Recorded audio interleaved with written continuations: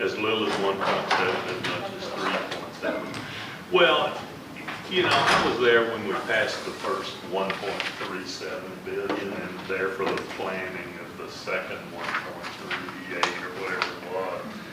And I remember making a state of the district speech as superintendent and saying, look, we're about to be through spending this 1 point, I called it 4, because rounded it was billion.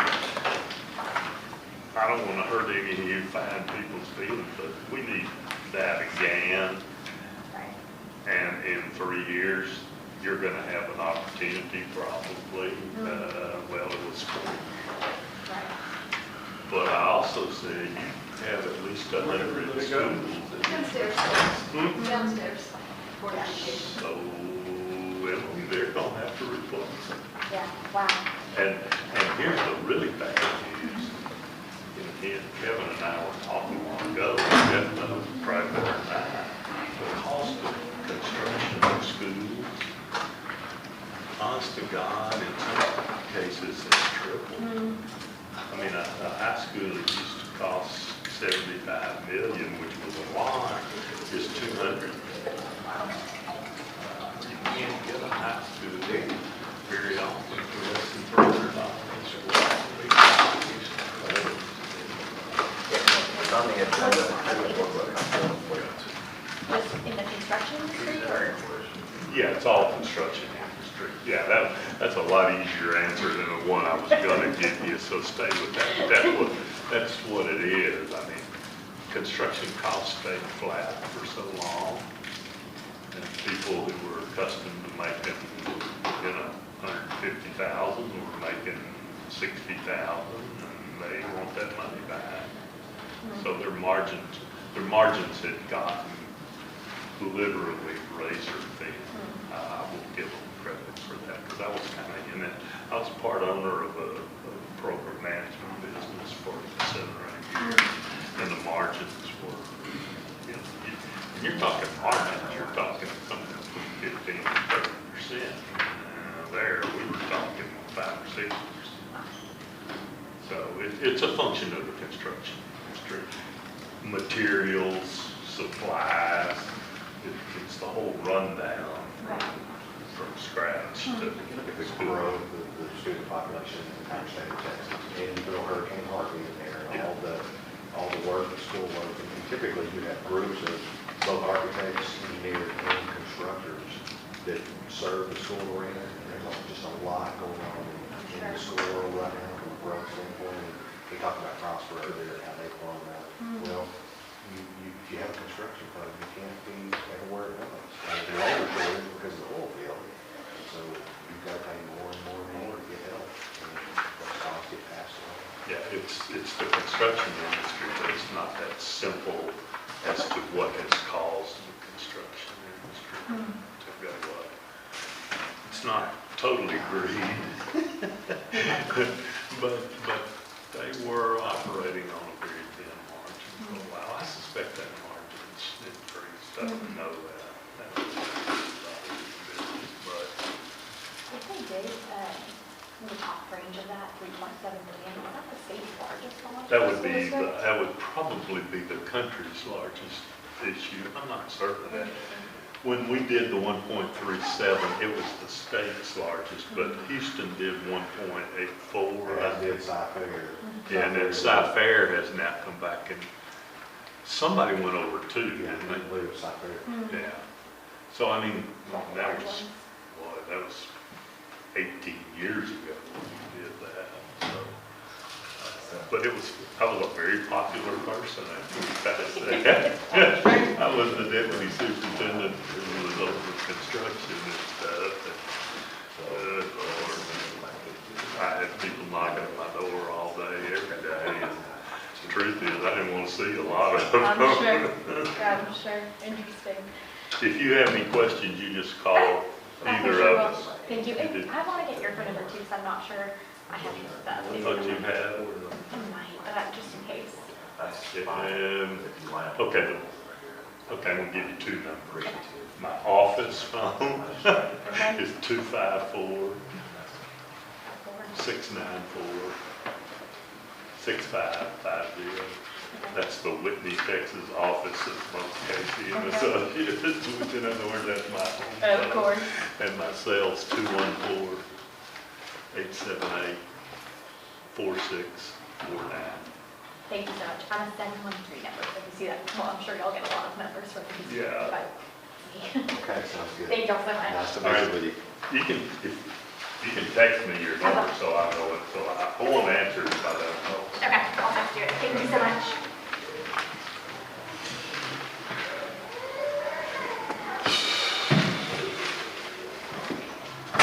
We get our part. That's kind of what I'm thinking. I'm through, but I'm gonna get paid for the, no. I'm not, y'all are, I don't wanna sit back. Let's see here. So anyway, he said he would call Pecos, see if we could get some point.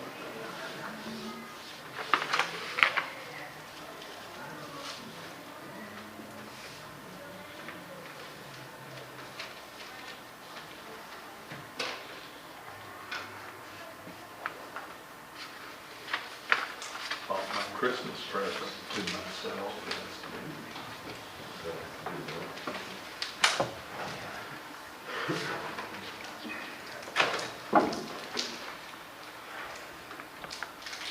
What'd you get? I bought myself 3 suits out, one a suit in the better part of the year.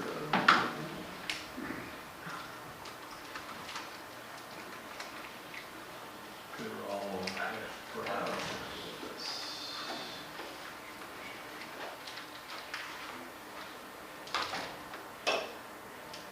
It's almost as much on whiskey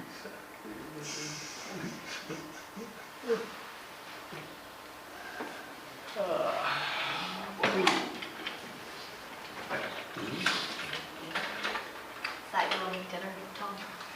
Gotta have my chocolate. No dessert. Hey, same.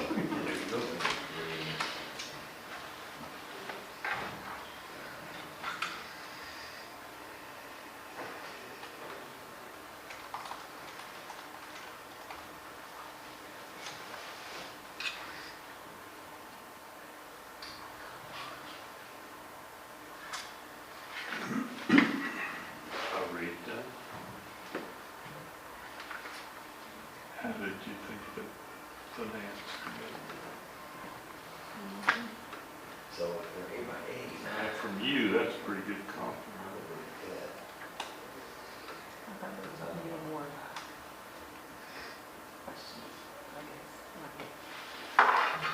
Keep talking long enough, they forget.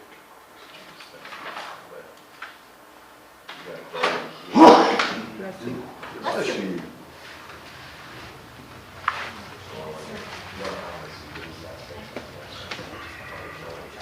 Have you heard me?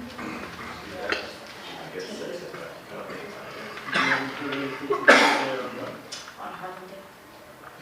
Okay. Do you have any expectation? Now, where is, New one? Or any new one? Yeah.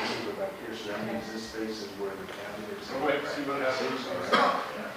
Comes in the June here, right? Well, there's a lot of stuff could happen between now and then. It's complicated, but TA can appeal to the jurisdiction. When they do, they can set aside the injunction. They can stay. Except we found a motion to deny that, the trial, which was granted by the trial. So, They were appealing the granting of that on a quick turnaround. We filed it last week.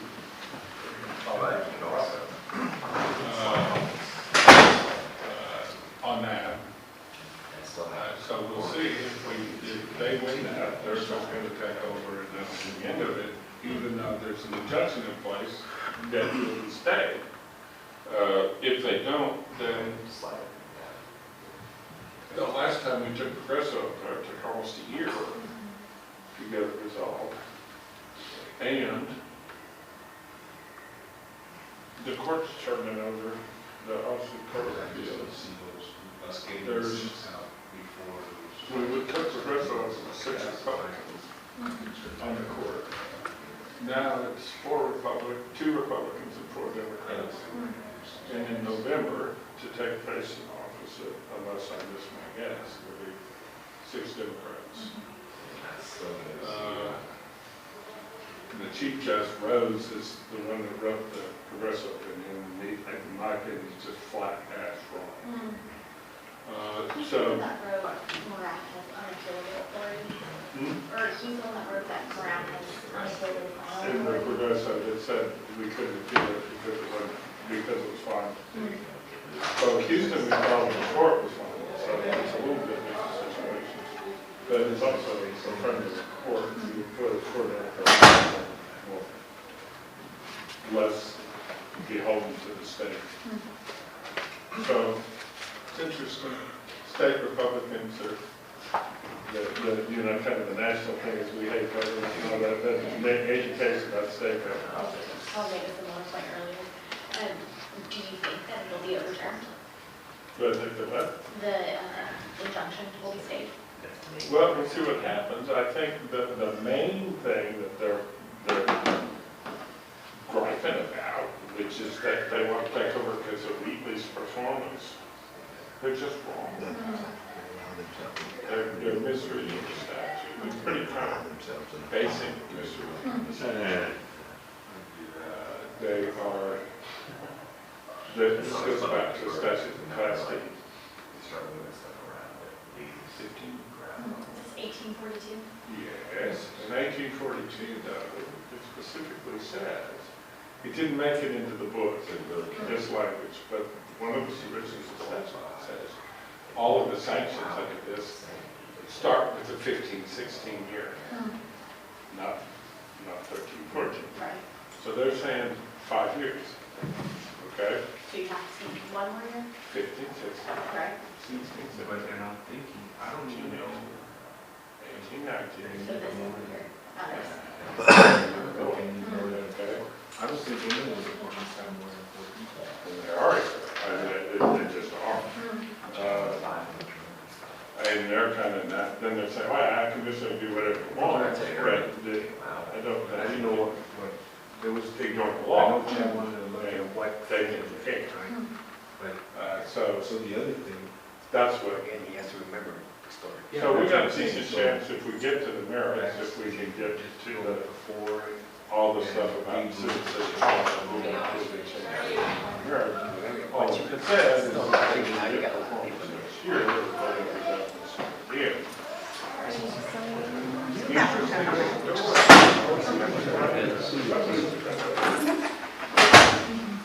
It's an all-lady board. Oh, yeah, and he's more out. That's one of the biggest rules in the, I did that. See here, Yep, how are you? Last year, how was today? Did you also see that the number one? That's the story of my life. Bet you $100 I'll win an Which one? I think you're answer. It's the As we always. I think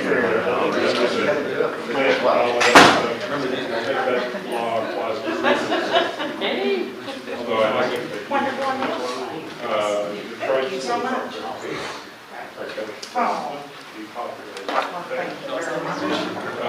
How's it going? Good, I'm really Wonderful, wonderful. Get it, go get it. You'll be getting up and down, up and down, up and down. You can do that for everybody. Tomorrow.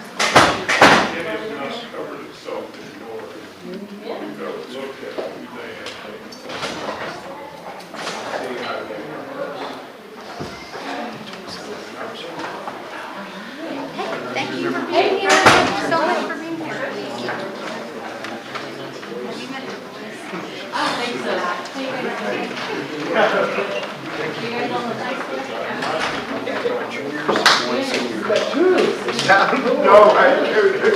So Ms. Hamilton is the one Oh, wait, I got it. that's. over here. Very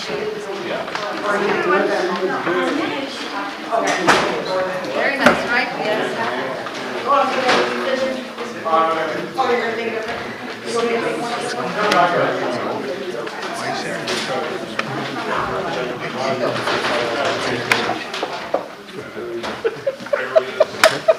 I'm good.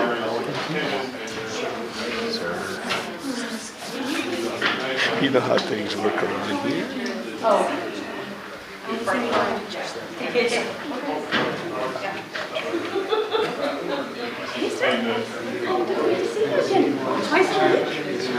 Hi, I'm Jane. How are you? Good to see you. I remember that. I was not class, but maybe at the kids' level. I think all day. Good to see you. So,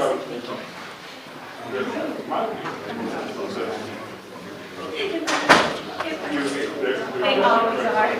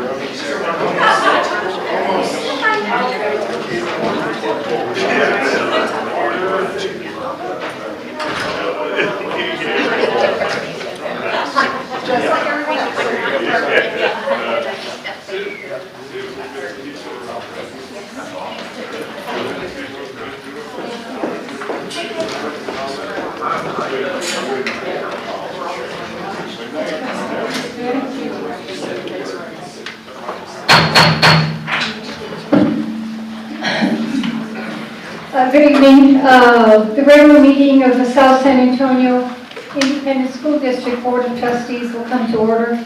Today is August 22nd, 2020. I'm sorry, excuse me, January 22nd, 2020, and the time is 6 p.m. Roll call, please, Michelle. Stacy Alarete, Present. Gilbert Rodriguez, Here. Connie Prado, Present. Shirley Ibarra Peña, Homer Flores, Here. Kevin Roscoe, Present. Veronica Barba. Present. Thank you. At this time, could we please rise for the Pledge of Allegiance, the Texas Pledge, prayer, and our call to action. I pledge allegiance To the flag of the United States of America and to the republic for which it stands, one nation, under God, indivisible, with liberty and justice for all. Texas pledge. On the Texas flag, I pledge allegiance to thee, Texas, one state under God, one and indivisible. Please bow your head in prayer. We come to you today asking for your blessing and help as we are gathered here. We pray for guidance in the matters at hand and ask that you would clearly show us how to conduct our work with the spirit of joy and enthusiasm. Give us the desire to find ways to excel in our work. We ask this in the name of the Lord Jesus Christ. Amen. Call to action. All students enjoy successful education experiences, empowering them to make decisions while enriching their lives in the future they create. Thank you. For the record, the time was 6:20. Michelle. Thank you. Okay, first item on the agenda is citizens to be heard. Mr. Rodriguez. Yes, ma'am. Thank you, Madam President. Citizens to be heard will have 3 minutes to speak. When I hold up my card here, you'll have 30 seconds remaining. First citizens to be heard is Tom Cummings. Thank you, Mr. Rodriguez. Ms. Prado, members of the board, Ms. Nadejo, members of the audience. My name is Tom Cummins, and I'm representing South San AFT. As it is School Board Appreciation Month, South San AFT would like to thank you for your service and the hours and hours and hours that you give freely of your time. We also would like to congratulate you on the progress that you've made in this district as a board. And it seems that even when you have disagreements, you seem to work through them in a courteous, you can resolve your matters courteously, let me put it that way. Next, I'd like to speak on 2 items on your agenda. The first, while the marketing proposal you have is beneficial, AFT would like to urge a direct program of recruiting charter school students back to South San where they can get a quality education. That has to be done person to person, door to door, face to face. It can't be done just with brochures or advertising. It has to be done face to face. We proposed 2 programs to previous superintendents who did not see fit to do something like that. But the benefits are enormous, and I hope that you as a board would choose to do something like that. If we can recruit 100 students back, I don't have the exact number or dollar figure of what the value of each student would be coming back, but say it's $7,000. If you can get 100 back, you're talking about $700,000 added to the budget with no real extra cost, since the costs are very fixed. Second, South San AFT would also like to voice its support for the dual language program. It does help students with their thinking processes, and it does give them a greater world view. So we encourage you along that road. Thank you very much. Madam President, that concludes the citizens. Thank you, Mr. Rodriguez. Next item on the agenda are recognitions. The first recognition, actually we have 2. One recognition is the San Antonio Threads for their partnerships and support our care zone, and the second recognition is of Mr. Conrad Antun and his students for constructing the Bobcat Clothing Den fitting rooms. Ms. Sendejo. Well, good evening, everyone. It's great to be here, Mrs. Prado, members of the board. I know you're going to ask me for my superintendent remarks, so I'm just going to hop on that and welcome everyone. If you were here earlier this afternoon and was able to witness what took place just a few minutes ago, I will tell you I didn't know whether to jump, go dance or sing or just be a part of it. So I almost thought I saw a few tears coming out, but we appreciate you, board members. Please don't get too excited on your paycheck. Don't get too excited. But we're excited to be here again, and we welcome everyone here today. Mrs. Collier ended the appreciation with our cheerleaders from South San High School, and I do want to share a celebration as they did compete at the Alamo National Championship on January 12th, and they placed first place. So I just want to thank you all for being here today, and I am going to transition it over to Mrs. De Leon.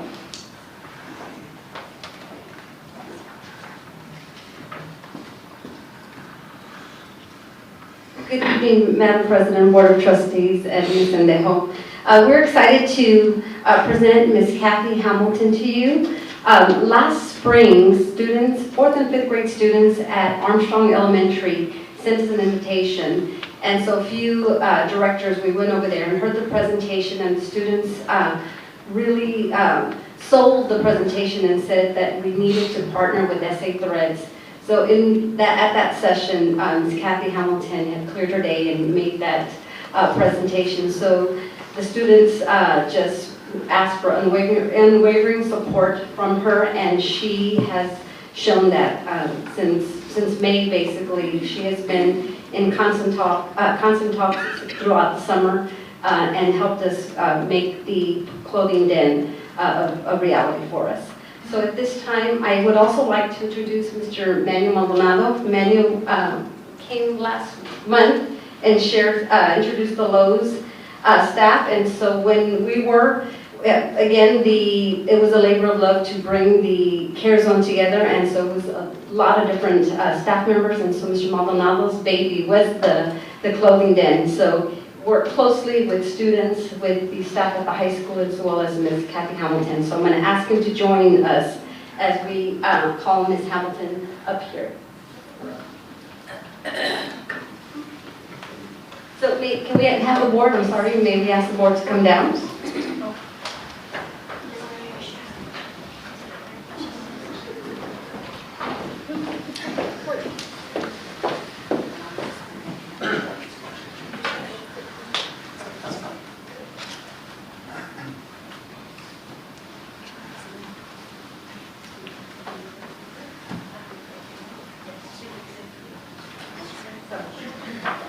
So we're going to have Ms. Hamilton say a few words about our partnership. First of all, thank you for having me here, and really thank you to those sweet students at Armstrong Elementary, those 4th and 5th graders that did that wonderful video of why you need to San Antonio Threads in South San. So that was really, really, it brought a lot of people I know to tears watching those young kids. So, and I know that we've been out once this month, and the kids have shopped, and that they had a great time. A lot of kids wore their outfits out, and so we're excited to be here. We're now working with 4 school districts, and then of course we also have our shop, which is near the airport, and we just opened up Austin Threads December. So we're on the grow, and we are happy to grow with you guys, and we're really excited to be able to serve your students that need us and can help set them up to be successful in school. So thank you very much.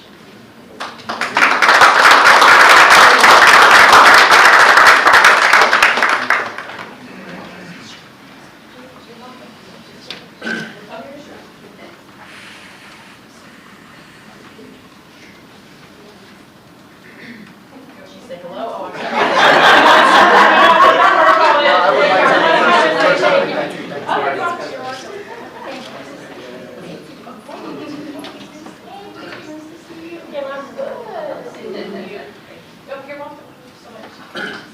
I'm sorry. We didn't want you to miss out. I was like, sorry.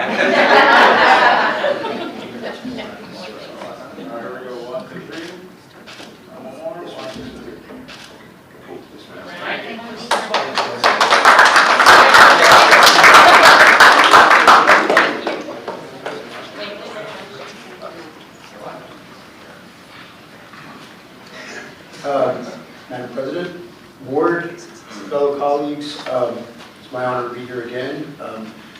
Kathy Hamilton is very humble, and she's awesome. I've had the opportunity to work with her August through, even as of yesterday, speaking with her to replenish some of the items for the Bobcat clothing den, and she's going to continue to do that. The amount of money that she's putting toward the school district and the students of this school district it's awesome to see.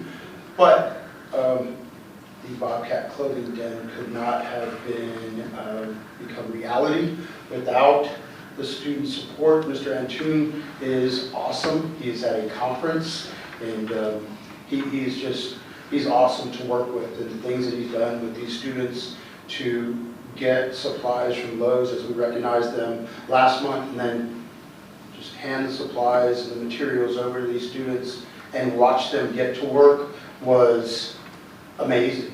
And we have 3 juniors and 1 senior, and they want to continue in this field of service. So I am honored to have met these young men and look forward to them doing great things in the future. So if you could, save your applause, we'll get them all up here. We had 6 that actually participated. We have 4 that are here. First is Cesar Castillo Torres. Come on up.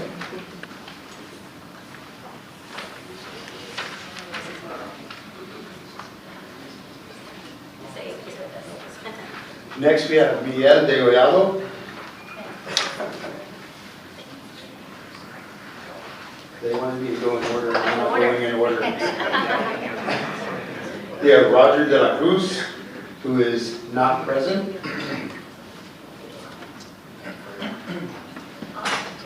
Joshua Gallegos, who is also not present. And then we have Anthony Garcia, who is also not present. Let's see who we have. Darwin James Isaac.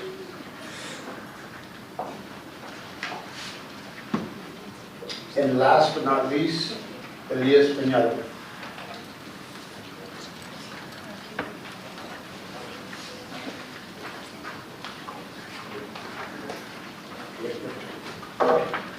So these gentlemen devoted a lot of their time, free time, to spend at the annex, putting the Bobcat clothing bin together. We're talking dressing rooms, we're talking shoe racks, we're talking clothing racks.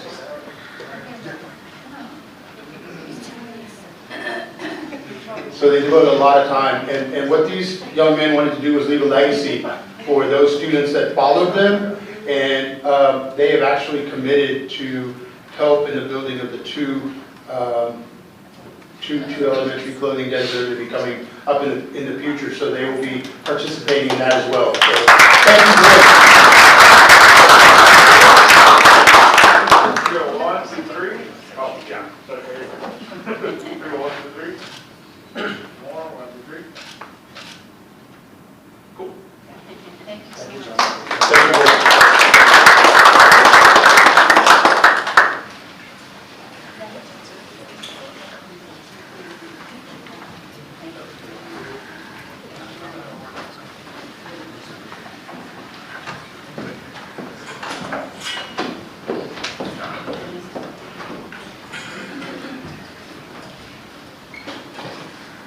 Okay, that concludes our recognitions for tonight, and I think that also concludes the superintendent's remarks.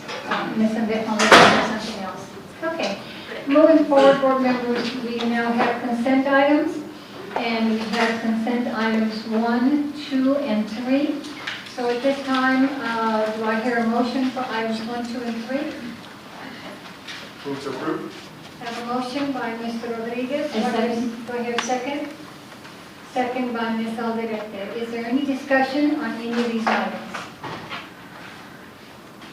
If there are none, and at this time, I have a motion and a second. Roll call, please. Michelle. Stacy Alderete, Yes. Gilbert Rodriguez, Yes. Connie Prado, Yes. Shirley Ibarra, Yes. Homer Flores, Yes. Kevin Massey, Yes. Veronica Barba. Yes. Motion passes. Thank you. Moving on with our presentation and reports. Number 1 is an oral report on marketing campaign for February enrollment and West Campus. Ms. Sendejo. Yes, thank you, Mrs. Prado.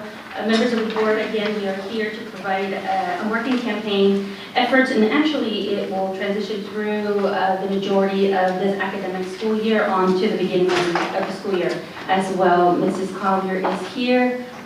She does have a presentation, and you will definitely welcome some questions, as well as the opportunity for you to have read some of the questions that Mr. Rodriguez asked as well that were uploaded previously. Mrs. Collier? Okay, Madam President, board members, Mrs. Sendejo, thank you for having me. So I'm here to talk about the South San ISD enrollment campaign for 2020. South San ISD is currently looking at a campaign to drive up enrollment at all campuses for the 2021 school year with an enhanced focus on West Campus High School.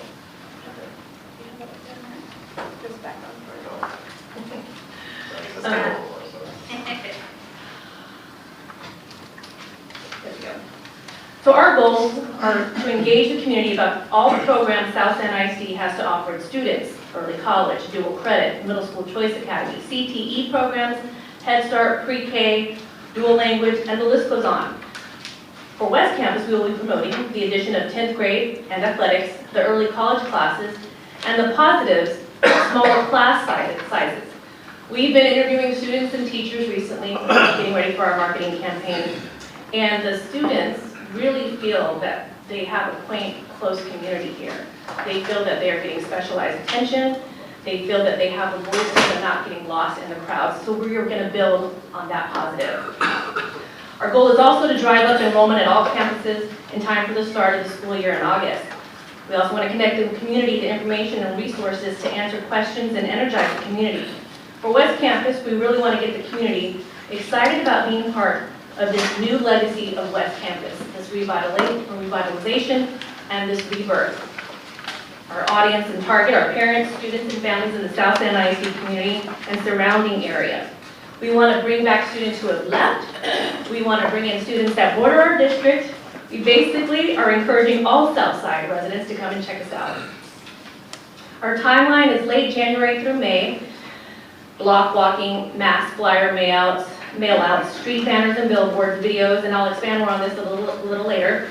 We will look at what's working and what's not, and then tailor the second phase of the campaign during our second cycle between June and late August. Taking a look at that digital marketing campaign, we are continuing to strengthen our Facebook and Twitter campaign to reach parents that would utilize student testimonials. Videos promoting programs and partnerships. We are currently working on enrollment and program videos, as well as a West Campus video. Partnerships, the videos on partnerships will roll out the last week of February, early March. We've been updating our program websites, and the reason for that is all of our marketing and promotions are driving traffic to the websites. Most program pages are already updated with just a few tweaks needed. Our social media push on enrollment information and dates, along with email and phone lists. So you will be seeing those out coming up shortly. We're about to start ramping them up. We've gotten a lot of positive feedback with our superintendent's podcast. So we are dedicating her February podcast to the programs and West Campus. We'll be bringing on directors and the high school principal to talk about the new things that are coming to the district and West Campus. On the ground, as I mentioned earlier, the block walking campaign. January 27th through February 7th, campuses will pick a day after school for staff to head out to 78242. Well, all over the district, and then specifically for 78242, the elementary schools, Shepherd, Five Palms, Madla, they will be wearing West Campus t-shirts and will not only be promoting their campus, but West Campus as well. We have t-shirts with West Campus on there. Come join us, we are family. We also actually, part of that marketing, I'm doing it in different events as well. We have a high school showcase for West Campus. All of those students will be receiving Future Cougar t-shirts as well. During that block walking campaign, during that time period, we have been working with Head Start, who actually already does a lot of amazing recruiting. They've identified over 50 businesses that will take our brochures and our flyers and our folders. So we will be heading out with them and putting out West Campus as well as the district. We have a large brochure with all of our programs. I think a lot of people say they hear the names, but they don't know what that means, like what's part of that program, so we're going in depth in that brochure. So we'll be heading out during that block walking campaign to those businesses and hopefully find more businesses that are willing to take our stuff. We've identified 35 apartment complexes, developers, realtor developers, and we are also during that block walking campaign going to give them a folder with different brochures. We're going to have the Care Zone in there, we're going to have the program brochure, West Campus, so that when families come to them, and we decided to do apartments too because there's a lot of traffic in there, they will be getting a folder with South End ISD on there. We have decided about the end of next week, we are sending out a mass flyer, 78211, 78242, 78224. And on some of those border other districts, but they will be getting our flyers.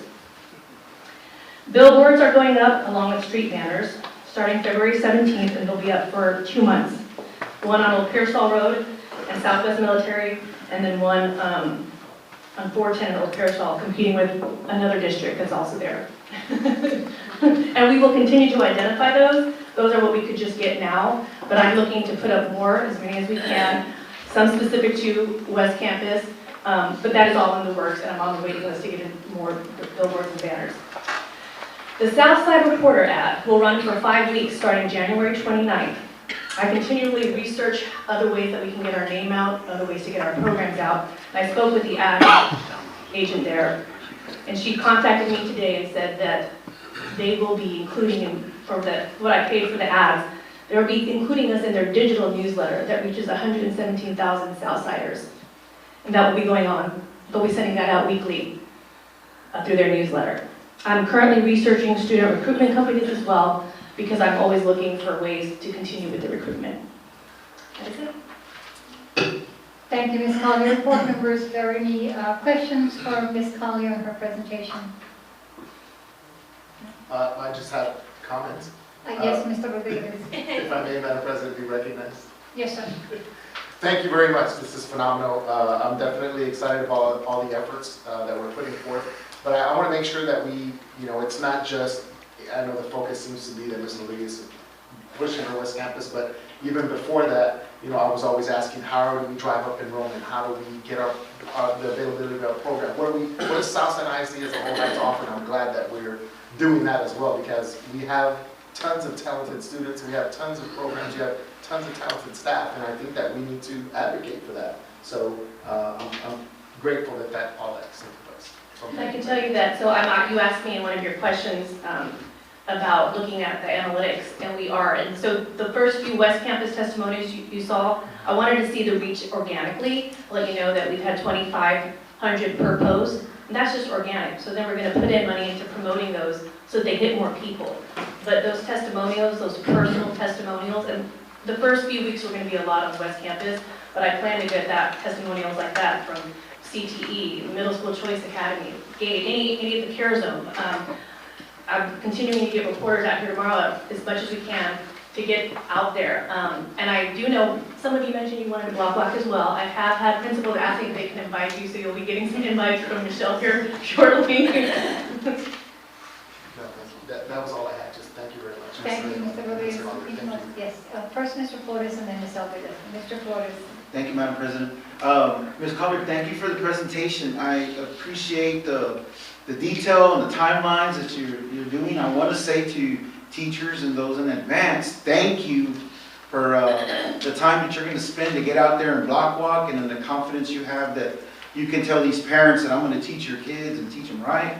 And also the detail you have about street banners and where they're going, because I think I've seen some, prior, really far away or and that you're going on the offensive in competing districts so that, hey, we want your kids to come here, and I appreciate that you're doing that and going after it. And I've always advocated for the Southside Reporter, and so I'm glad that you're going to utilize that too, because and I mentioned before, there's some that don't have Wi-Fi and all that stuff, but this is the ground level that you're going to open that paper and read. And so thank you for this, and I'm up for getting out there and knocking on doors.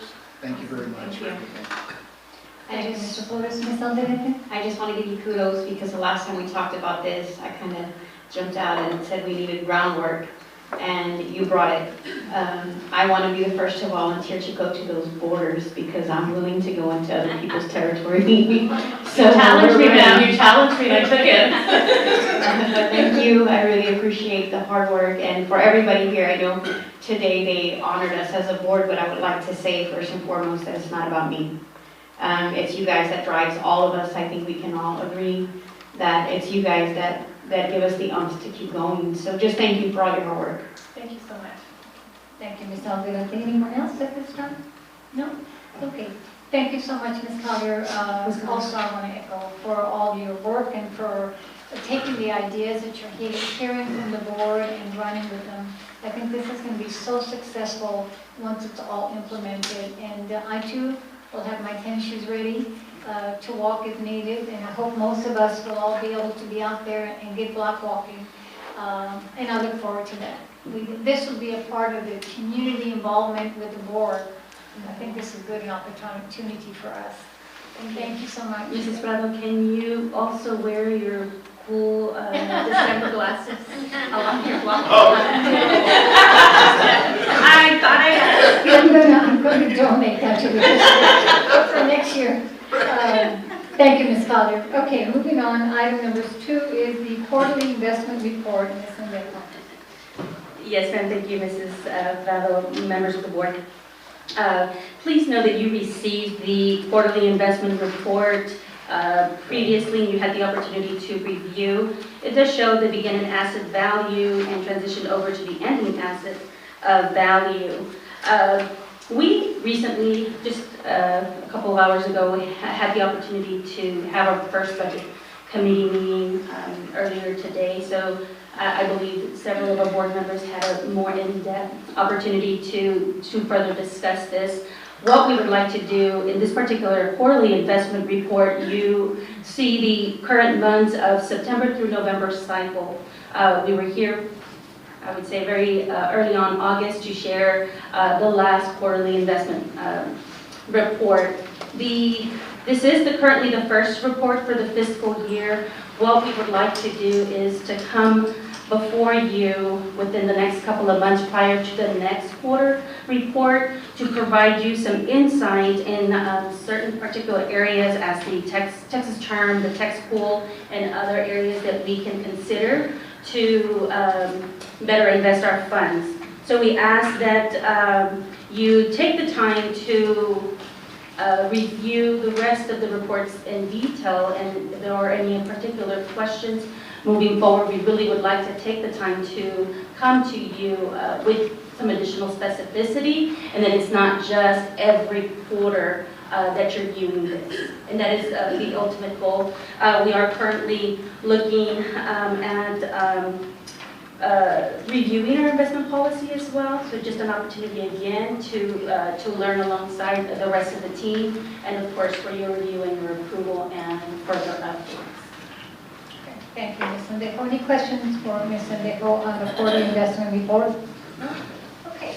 If there is none, let's move on. The next item then is the monthly financial statements for the month ending December 2019. Ms. Sendejo. Yes, ma'am. Thank you again, Mrs. Prado. You again have received the December 2019 monthly budget report. We appreciate you as you have taken some time to review. We have had the opportunity to answer specific questions for you all. The actual at this time, we were at about 32 million, 32.7. Year-to-date expended is about 24 million. Again, and I typically say this every month, there is a surplus that you see. However, we're not at the tail end of our budget, so we know that we still have to make some adjustments. The expended percent, as you can see, is at about 33%. And we've shared before in prior board meetings, you do see some potential 40s and 50s in certain areas. As we stated before, we do have, we had some expenses that we consider earlier rather than later in the academic school year. Alongside that, you do have the comparables for the estimated fund balance from August 31st, 2019 to currently August 31st, 2020. Mrs. Prado, that is it. Oh, I did want to make a note. Under operating transfer out, we do have a $650,000. That's our self-funded medical insurance. As you know, we did come earlier this academic school year to have conversations about that. And we were in transition between Blue Cross Blue Shield and the Aetna. And with that, we had to transfer out, and we're expecting for that to be deposited later on in the academic school year as well. Did you see that in red there? Well, not up there, but we do. That's all I have, Mrs. Prado. Thank you, Ms. Sendejo. Board members, are there any questions for Ms. Sendejo on the report?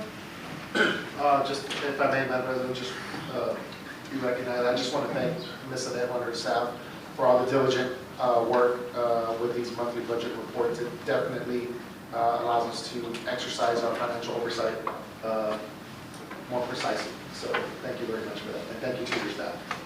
Thank you, Mr. Rodriguez. Any others? No? I just chuckle because typically every month I sit with Ms. Clarita, and those of you who have heard that name before, and we review all the numbers, and it is amazing to sit before her and ask her for any information in the midst of everything that's going on. She gets it done alongside with the rest of the team. So we appreciate you, hats off, as she is here, but appreciate you all taking the time to review and continue to consider the approvals as we go through the year.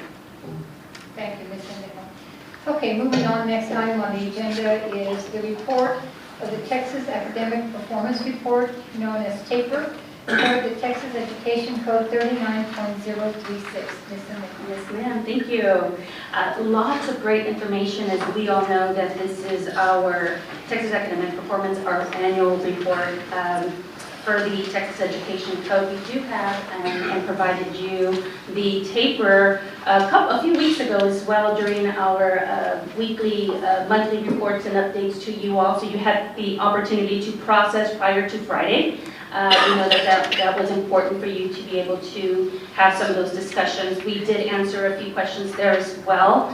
We do have Ms. Orozco, Ms. Lori De Leon, myself, anyone that is part of the team that can answer some of those questions for us as soon as we're done with the presentation. Ms. Orozco, welcome. Thank you so much. Good evening, Madam President, members of the board, Mrs. Sendejo. Before I get started on paper, I wanted to go ahead and go over the Fall Star EOC results. Those came in late last week. I'll send you the summary reports like I normally do of the review slides and send those to you as well. But right now, this is just going to be an overview of them. Of course, the Fall Star is administered in December, and so we're just getting the results now. I also want to remind you of who takes this test. The students who take this test are retesters. So there are very, very few who are first-timers, but the majority of them have already attempted to take this test before. For example, out of our algebra test, there were 109 who took the test. 100 of those were actually retesters, and then 9 of them were first-timers. First-timers could be for various reasons. Maybe they were out during the spring administration and then were on summer break, or maybe they took it during summer school, earned that credit, and so now they're attempting it for the first time. So what we're going to see right now are actually the overview of it. You can see that I have all of the 5 subjects, which they always take the 5 EOCs. I have approaches and meets, because for our retesters, it's statistically, we don't get a lot of master's results there. Remember when we were doing our accountability in August, the master's is above grade level. They've not only learned everything on grade level, but they have gone beyond that. So when we're doing retesters, we don't really see the masters. So, but you'll notice that on U.S. history, we do have a master's performance. So just to quickly go through the results, Algebra 1, we had 43% at approaches or above, meets at 1%. Biology, we had a 42% at approaches. English 1, we had 26 at approaches, 6 at meets. English 2, 28 approaches, and 10% at meets. And then for U.S. history, we had 37 at approaches, 6% meets, and 3% masters. So the high school, this is still important data, even though it's retesters. This is still important data because the high school will actually use this to not only inform instruction in the classrooms, but they'll use the student list itself and target those kids and put them into tutoring programs. So that's the fall EOC. Before I go on with the taper, since it's 2 different things, I'll pause if you have any questions about it. Okay. So we're moving on to the taper, and as Mrs. Prado said, it is required by Texas Education Code 39. The reports are available at the state, region, district, and campus level. What you're going to be seeing tonight is part of the district report, which you all received already. The data is disaggregated by, just like our other scores are, by race and ethnicity, by special programs like special education, bilingual ESL, our EcoDis students, all of that's included. And in the report, it does the accountability information, which you already received in August. The majority of it actually is STAR results. Then they also have financial section that's a link. Lucky for you, I am not going to do anything for you that has to do with financial reports. But we are going to be looking at student performance, some student and staffing demographics, and a little bit of the special programs. So I just want to go over the cover sheet again, because sometimes the cover sheet, when you see it, you have some questions. We, of course, this is the same format for each campus, except on the district one, it has the accountability rating for the district, and then it has something about special education. So the accountability rating, of course, we went up from a C to a D rating. And then on the bottom, where you see the special education determination status, This actually comes from the, I'm sorry? Oh, I'm sorry. I'm looking at that, looking at this, I apologize. Yes, and my little graphic didn't come out, I probably would have gotten it with that, because I had an arrow going up. So, sorry, we moved from a D to a C. Let me slow down. And the majority of that was our increase in CCMR, if you remember. What sometimes I get questions about is the special ed determination status on this. What this actually is this is an indicator from the results driven accountability report. That's what we used to know as PBM-AS. So it's got a new name now, RDA. So even though there are other special programs in that report, CTE, Bilingual ESL, ESSA, the Every Student Succeeds Act, even though there are those other indicators, this is the only one that is put on the cover sheet. I'm glad to say though that the needs assistance part is because we are still at level 2, which is fantastic. Because a couple of years ago, as I reported before, we were at level 4 and dropped down 2 levels in 1 year, and we have maintained them. So that's fabulous, considering that our special ed population continues to grow. Okay, so you already know what the taper looks like. So rather than go through each of those small little lines, I'm going to do the sections of the taper, especially since we have new board members. So the first section is STAR performance. Those were on, I know you've looked at it, but those were pages 3 through 7. This is probably where I'll spend a little bit more time than others. So the way it looks is you have, right now I have highlighted all grades, all subjects at the meets grade level or above. I'm just showing you that it's looking at district, it's looking at region 20, and it's looking at the state. So when we look at all grades, all subjects, we're talking about every single STAR test that was taken, whether in English, whether in Spanish, elementary, secondary, even if it was STAR alternate 2, that's all of the tests taken. So when you were looking at it, not only did you see all of the breakdown of the ethnicity and special programs, but you saw our relation in compared to the region and the state. I propped it at this because we have already discussed our special populations are usually lower, our bilingual sometimes, ESL sometimes a little bit lower, sometimes it outperforms, and we do know our special education students are growing, but that they're still below. So I just kept it at these 3 right now. For all grades, ELA and reading, we are working, we are still doing all of the work with the balanced literacy, with the blocks in middle school, with the targeted and purposeful strategic planning. For math, just like reading, that's at all grade levels for STAR. That's why reading and math are used on progress, because it happens at every single grade level. For writing, that only happens at grades 4 and 7.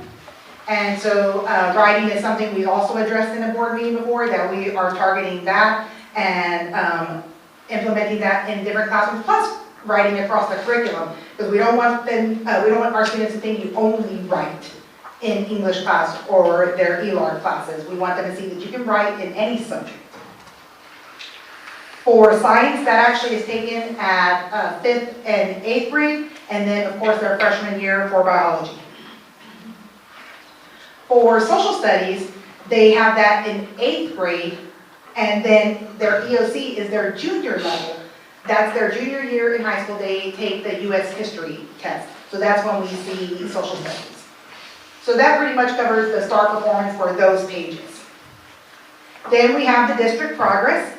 This is part A of the accountability, when we're looking at academic growth by grade subject. That's why you see it all grades in both subjects, reading, ELA, and then math. Because remember, those are the only 2 subjects that get tested at every level. So that's why we look at that. And of course, we're looking at the 2019. This one, you can see how we're relatively close. We're very comparable to the region and the state in all of the areas, both subjects together, and then the reading and the math.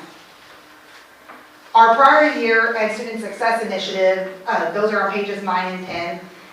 This one, I like a lot, this section, because of the fact that it's the sum of the 4th through 8th grade, which is setting that foundation for our high school. That's where we really not only get into STAR, but then those CCMR, those college career military readiness. So we can see here that we are still comparable. There's always room for improvement. Even if we were above the state, there would still be room for improvement. But we show here that we have increased in both areas from the previous year. Then our bilingual education in ESL is a second language. Just like special ed's the only thing on the cover, this is the only indicator that gets its own section in TABOR. And when you look at it right now in your, when you looked at it in your report, your actual TABOR, you saw that we had the bilingual late exit, you saw that we had ESL, and we're hoping in the future to have the other ones that were blank, which were our dual language. So once we get into that, you'll see numbers and they'll populate in that. Right now they're just empty and marked with dashes. But again, we're comparable, and I will make sure, even though you have this is all from the report, I'll still get you a copy of this too, just because I broke it little sections out to explain the sections. So for STAR participation, one of our biggest strengths always has been the STAR participation. This is how many participants we have that are eligible. So this one you'll see we're at 98%. We're 1% off from Region 20 and the state. So we actually had almost everybody here to take the test.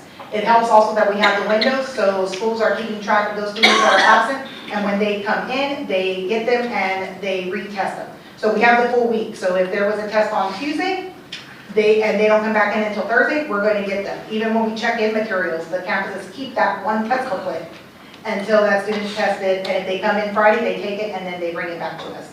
It also shows how many of those students are included in accountability and not, and those are those students I explained that if they were here on snapshot and here on test date, then they're in accountability. For the attendance, graduation, dropout rates, this has been pretty consistent. So we have our attendance rate, we're looking, this goes back a little bit further, so when we get tapered, this is actually looking at 17-18 data. So we have the attendance, dropout rate, and they break it up between 7th and 8th grade because the dropout rate we start actually keeping track of that statewide at 7th grade, and then it goes, of course, through 12th grade. Then we have our district graduation profile. This one, again, is a year in arrears. We're looking at the graduates from the 17-18 annual graduates. I highlighted on this slide the foundation high school because that's our distinguished level. And so I like the fact that the state percent was at 78% and ours is at 85.3%, which of course our district graduation profile also is important because it breaks it down by some of our sub-pops. And so when you look at our special education, the percentage we graduate our ECO-DIS students, our LEP graduates, and our at-risk graduates, you can see our numbers, and we really are closing the gaps with these students. Then, of course, we have our CCMR.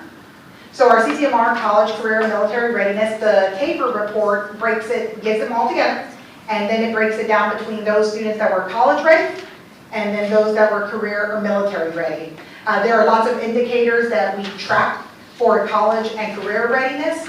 Military readiness, just a reminder, is based upon self-reporting.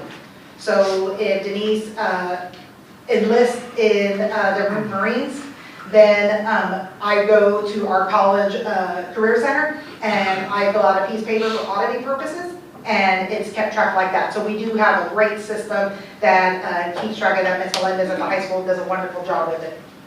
And then there are other post-secondary indicators.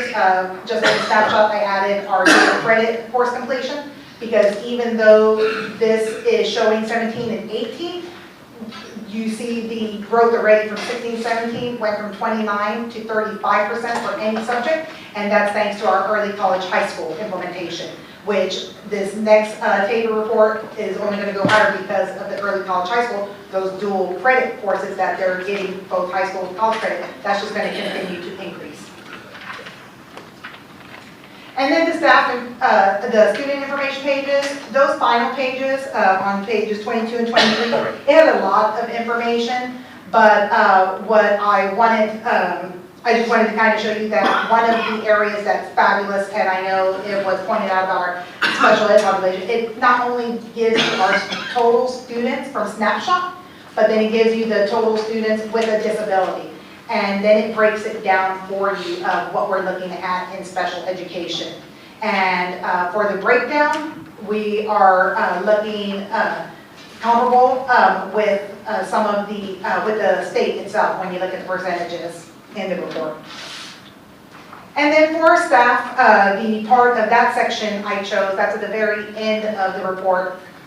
The section I chose were the teachers with their bachelor's and master's. I like this one also because the state shows the teachers at 24% who have their master's, and for our district, we're at 31%. So our teachers are lifelong learners too.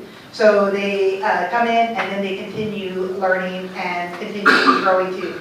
And then of course, our turnover rate being lower than the state is something I'm proud of too. And then we all are. And then the teachers by years of experience, you can see the wealth of knowledge that we have. And when we start doing vertical and horizontal planning, how important that is. So that's it for the overview of Tabor. I know you have the Tabor in your board book. I have mine copied too, just in case you have a specific page you need to go to, or if you have any questions. Board members, are there any questions for Ms. Orozco on the Tabor report? Mrs. Brown, you have a couple of comments to make? I do have some questions. And I'm specifically looking at the STAR EOC. At the fall of 2019, obviously, you know, we have a lot of work to do. My concern always is, since it's the end of course, and I know that anybody from grades 8 all the way to the seniors can take the EOC. And as you said, a lot of them are the retesters. Yes, ma'am. And I think you were here, Ms. Orozco, in the past when we would get this, I would always ask for a breakdown. Yes, ma'am. Because percentages are good, but I like to see numbers. Okay. And you did a very good report back, I think, in March, when the previous superintendent was here, and gave us all the numbers of the retesters, first-timers, subjects. How many do they need? Because as you know, I think they're required 3 in order to pass. So I would like to see a breakdown, of course, not now, but maybe at the February meeting, of the number of students that still have not passed their EOC. And I'm wondering, I'm assuming our principal, Dr. Hernandez, is aware of these percentages and the work that needs to be done. Most definitely. Because it concerns me, because if I'm not mistaken, there'll be another test coming up. Yes, ma'am, that's right. And I think round 2 is in May, if I'm not mistaken. They're the one that takes longer to grade, the English 1 and 2, that one's given in April, and it's given first because they have to score the writing, so they give that one first, and then May we have all the other subjects. And so the last chance that they have would be in June, but that would only apply to the summer graduates, for someone who maybe is not have enough or is not successful and they have to do a summer graduation.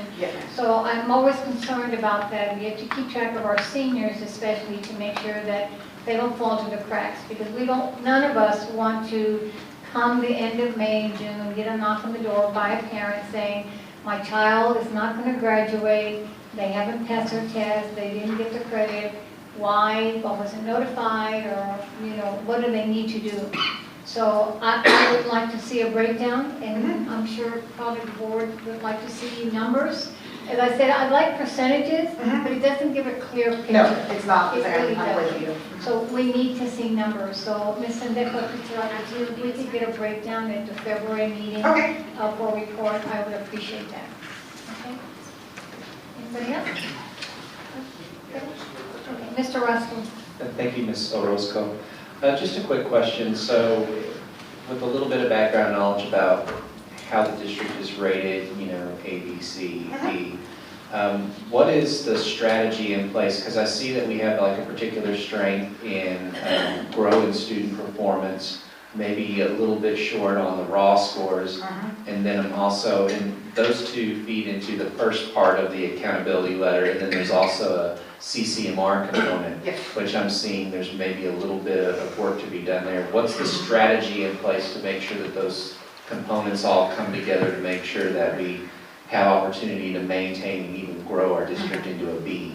Definitely. The number one thing we addressed also in August was our Domain 1 scores, and the fact that many of the schools earned their 70% from the Domain 2 Part A, from that student growth, which, as I explained sometimes, is that when your students are scoring down here and showing growth, is sometimes not easy, but those targeted scores. So you're right, Domain 1 we need to get that first instruction that, so with Ms. De Leon and I together, since Division of Academics is all together, the curriculum instruction, Ms. Shields with teaching and learning, all of that, then targeting these special populations. That's important, and that's really our plan, is just making sure that no student falls between the cracks, like Mrs. Parado was saying, is that we know each student. So using Eduphoria, using UCLOS data, being able to drill down, not just percentages, but actual students, see where they need to grow in their TEKS, within the TEKS, then looking at the questions, how are they written?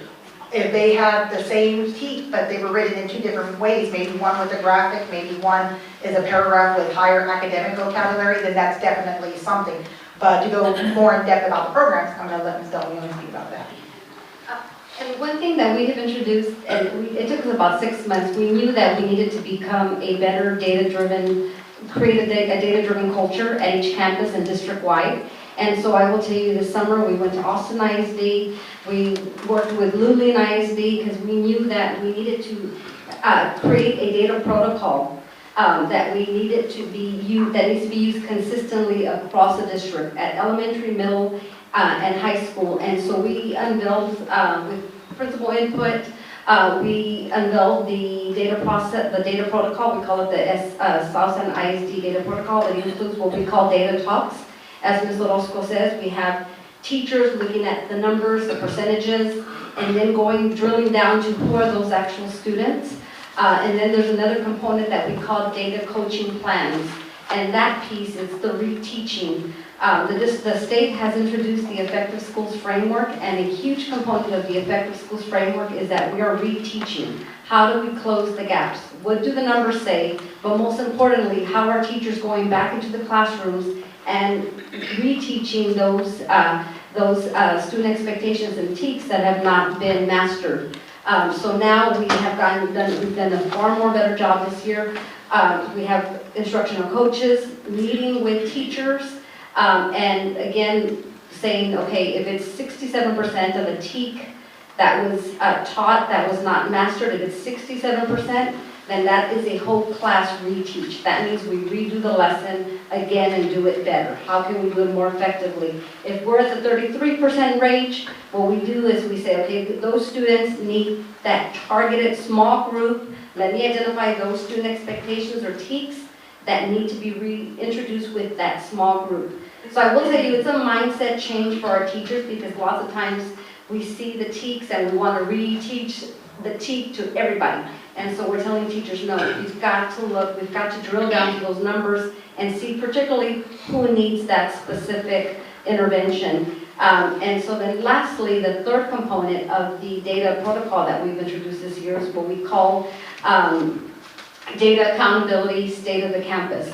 And so the last 2 weeks, Ms. Orozco and I have been to almost every campus in the district. And so what our expectation is that the campus principals present the data, and they utilize also their campus leadership teams, and so collectively they present the data to staff. This way, you know, if it's an elementary school, kinder through 5th grade hear the message, seeing the numbers, and then the lower grade teachers are saying, count me in, I'll go help tutor 4th grade. It might be a kinder teacher who remembers the student had progress. So it's just that coherence, it's that awareness as a campus These are our numbers. And so I will tell you that that's what we've been doing the last 2 weeks, those 3 things. And we had a principal meeting last week, and we talked about a concept called healthy tension versus stress. And we know healthy tension is much more systematic when you know numbers, when you know the target group of kids you need to address, then that creates that healthy environment, that healthy motivation for teachers to say, okay, I know I can roll up my sleeves and know who exactly to target with specific TEKS. So we are in the second round of the data accountability. And so as soon as February comes, in March, we'll be doing the benchmark of a simulated last year's test, and we'll go through the process again. So we're just drilling down by student, by TEK, and so we're just trying to be a much better data-driven district. So I have to confess, I was fishing a little, and you both said exactly what I was hoping to hear, is that, we get this TAPA report, and instead of being reactionary to it, and where we have strengths and weaknesses, y'all are in front of the problem for the next TAPA report and looking at data and making sure every single kid's needs are addressed. So thank you for that work. I know that's a lot of, that's a big task. So thank you for that. Yes, sir. Thank you, Mr. Roscoe. Anybody else? I just have a couple of questions. Yes, Mr. On Snapshot Day, do we know what our special education population is? Oh, sir.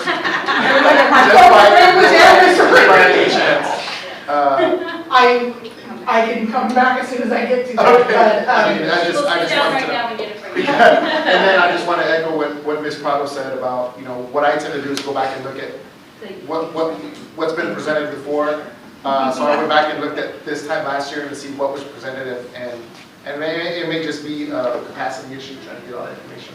But I too would like to see the more detailed numbers, how many, specificity into where we need to target. It seems like we have a plan in place. Yes.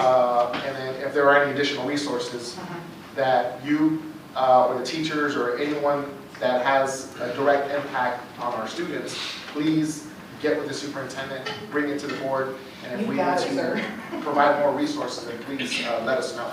But I know it's an unforgiving endeavor here, and I certainly appreciate all the effort that you guys put into it, and the teachers in the classroom as well. Last thing is, I've voiced concerns in the past about, and I know we got to teach the teachers as well. We got to coach them to teach the students better. As long as we're maximizing the time in the classroom with the student, I mean, there's nothing that replaces that. But I know we got to help the students. As long as we're managing that as best we can, is a focus as well. So, but thank you very much. Okay, I just have one more issue on the table, if I may, Mr. Roscoe. I had asked a question on the special ed and how many kids are being serviced for the LSSP and the LSP. Yes, ma'am. And thank you for the response. I'm assuming that came from you. I have a concern with the number of students that have not been serviced as of yet. It seems that we do have a lack of diagnosticians. Is there a reason? Is it because they're in demand and there's just not out there? Yes, definitely. Or do we need to look at maybe contract services? Who can we get out to? Because I'm sure there's people that are diagnosticians that either have established their own business. Yes, they have. And they'll come in and do contract services.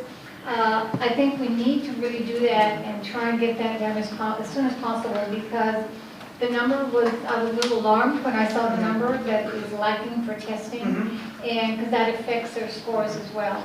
So whatever we as a board, or even the budget committee if we have to, whatever we need to do to bring on board either contract services, more diagnosticians to service these kids, I think we need to do that.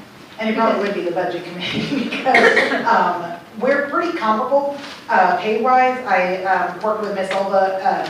She was able to get me the listing, what other districts, so she and her team got that for me. And so we're pretty comparable, but this is a shortage across the board. And she even said that there were vacancies still posted, which they were working on this in other districts.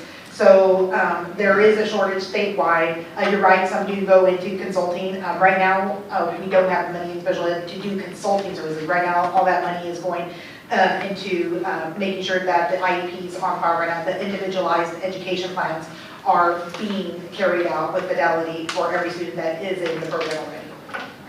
Maybe, Ms. Sandejo, if you could have the special ed department bring to us a proposal so that maybe we can present it to the budget committee for consideration. Because this is important. Our kids are not being serviced, and we need to address that as soon as possible.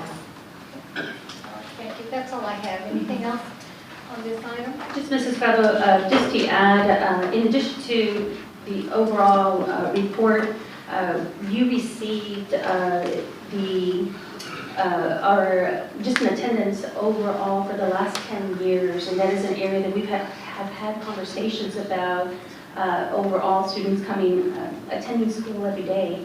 A consideration that we would like to bring before you here in the near future is a particular attendance study with an outside entity. Alongside that, we have had the conversations of CCMR and how we compare to other surrounding districts.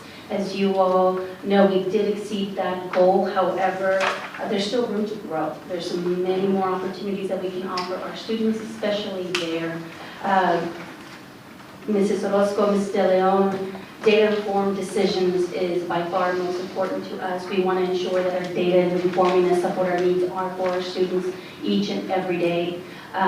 Along with that is also a consideration for a staffing study as well, just to ensure that we are comparable in those areas and we are staffing where the need is needed.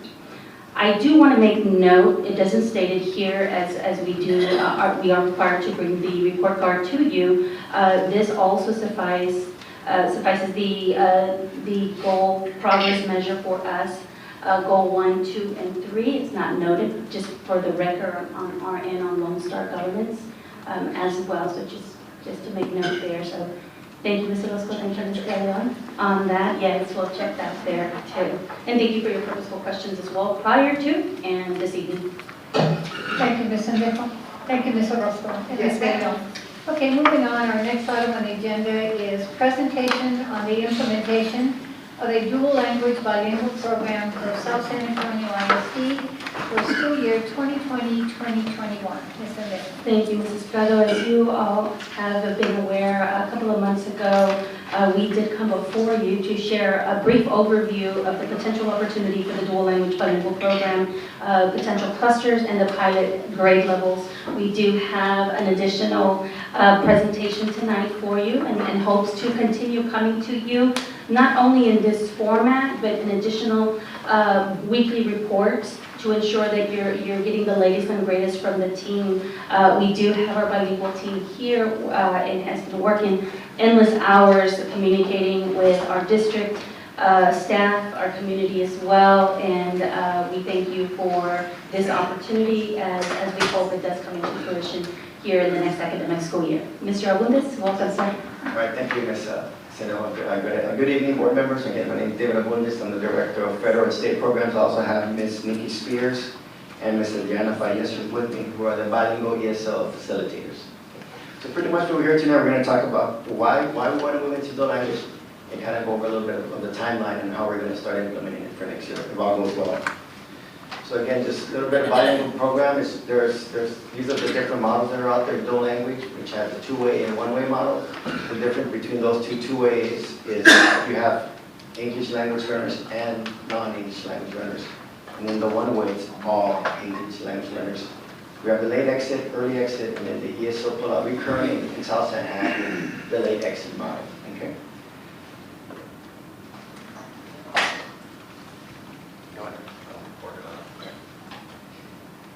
So why dual language? So I'm going to go over this briefly, but I'm going to have my team. So I kind of took what TA had out there, but when you look at TA, it's kind of overwhelming. So I kind of took this and kind of created my own to make it a little bit easier for us to read. So that can, if it's okay with Broward, can we pass the one to where I got this data from? So basically what this graph tells us is the reading levels of different programs in comparison to, as you can see from the black line across, in comparison to the average performance of native English speakers. And as you can see by high school,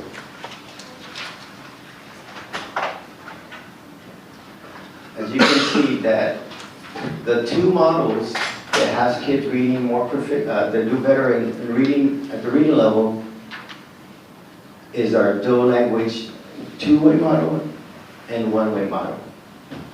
Those two models, the reading performance level is above the standard of your native English speaker. So that's just reading levels. And if you look at the part, when we go to the next slide, okay.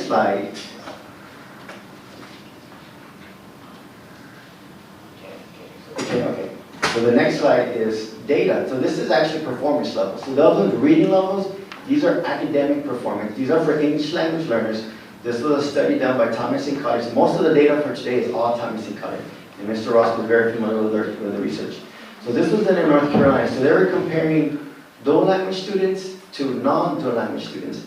As you can see from those first two graphs, the one on the left is reading achievement data. The one on the right is math achievement data. And you can see throughout, from 3rd through 8th grade, the dual language students perform higher than the non-dual language students. And this is not in the reading level, this is academic performance. Like I said, reading on the left, math on the right. Okay? So this is for the English language learners. To go to the next slide, please. And this is also very impressive. So this is going to be dual language for white students, or in our case, dual language for the non-ELL students, like most of us, like the ones that aren't non-ELL. So these are like it's still our Hispanic population, but it's the one that are English speakers at home, right? So you can think of them as this population. As you can see, again, we're looking at reading achievement and math achievement. As you can see, the dual language white students did better than the non-dual language white students on academic achievement in reading and in math. Remember I said about the two-way model. We're getting English language learners and non-English language learners. So this is pretty much the data for the non-English language learners. They're outperforming the students that aren't in the program that are non-English language learners in math and reading. And this is not this study was like about 10 years of data, if Mr. Ross can agree. This is over 10 years of data. This isn't like 1, 2, 3 years. This is like 10 years of data. This is very impressive. The non-English language learners are doing better than the non-dual language students. Okay, next slide. Continuing white dual language, higher self-esteem. One of the things you probably see throughout is it increases your problem solving and your creativity because you're running two different motors instead of just one motor. At the end of the day, the biggest benefit, you read, write, speak two languages. And that's something in San Antonio, and not only San Antonio, I think just throughout the nation, corporations want bilingual students. And in our case, we want Spanish and English, but in other parts of the country, they want English and Vietnamese or Chinese or whatever language represents the area. So that's not only do they want them bilingual, they want them multicultural. They want them to have different cultures, and they're better. They do better with working with their colleagues and having a better open mind and working with their coworkers. So that's another benefit of dual language. It's just not just the speaking, but also the culture, which is very, very important. Because actually, Scott, you can go back to like you said, the first graph. If you know that, if you look, the second graph. If you look at 5th grade, look at the 5th grade. Let's look at reading. If you look at 5th grade reading, if you notice that in 5th grade, the green line is higher than the green graph is higher than the blue graph in 5th grade reading. Does everyone see that? Okay. So that graph says that the non-dual language students at the dual language school is doing better than the non-dual language students at the regular school. And what the graph showed, they're doing better because that campus is a multicultural campus. So even though that student's not learning is not in the dual language program, the school, the atmosphere of the school is multicultural. And in effect, also improves the students that aren't in the program. So that was another thing that came out of the study of Thomas and College. Very, very impressive. Can you go back to where I left off now? Go to white language. Next one, please. As I mentioned last time, this is another reason. So the states, and actually other states already have done this. I'm glad the state of Texas finally jumped in. We're not the first state that's done it. There's other states that put money into dual language. So right now we get about $616 for every bilingual students. Once we call them dual language, we're not going to receive we're going to receive about $925 for that students. And then the best part is, the non-English language learners, we also get money for them. We get about $308 for that student. So instead of just receiving 616, it's going to be almost, and let's just multiply it times a class of 20. Now you take that times 20, so it's almost twice as much revenue that we're going to be receiving for the bilingual options. Like I said, we're not the first state, we're behind the curve. Other states have already put money into doing it, but the state of Texas finally realized this is the way to go. So this is another reason why we want to move into dual language program. Next one, Scott, please. And as you can see, all the surrounding districts already have dual language. Now, and I have to apologize, IDEA doesn't have bilingual yet. Excuse me, does not have a dual language program, but guess what they're doing next year? They're going to implement dual language. And the only reason I found out is I was at Region 20 at a director's meeting, and I had Dr. Ferron sitting at my table. You know Dr. Ferron, he's a big guru for dual language. And this lady sat down and she's talking to us, asking us all these questions about dual language. And Dr. Ferron, who are you? I work for IDEA.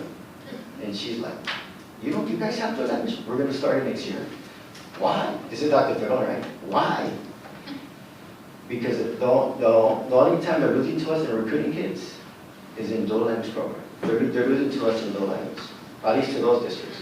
But come next year, they're going to be losing students to us as well, because just by speaking to them, they're way behind the curve. We're going to be able to implement dual language next year in pre-K and K with a team and with a consultant to implement dual language with great fidelity and with great success. But this is another reason why we have to, everybody around us already has. When you talked about recruiting, this is important. We can't go out there block walking, and if somebody asks us, do we have dual language? Now we can tell them, yes, we do have dual language at South San Agustin. Okay. Next slide, please, Scott. So, like I think I mentioned this last time, we are going to go with a two-way model, which is going to be English language learners and non-English language learners. And we're going to use the 90-10 model, which is one of the more popular. I think San Antonio uses the 50-50, but we're going to use the 90-10 model. And we're going to start with pre-K and kinder next year.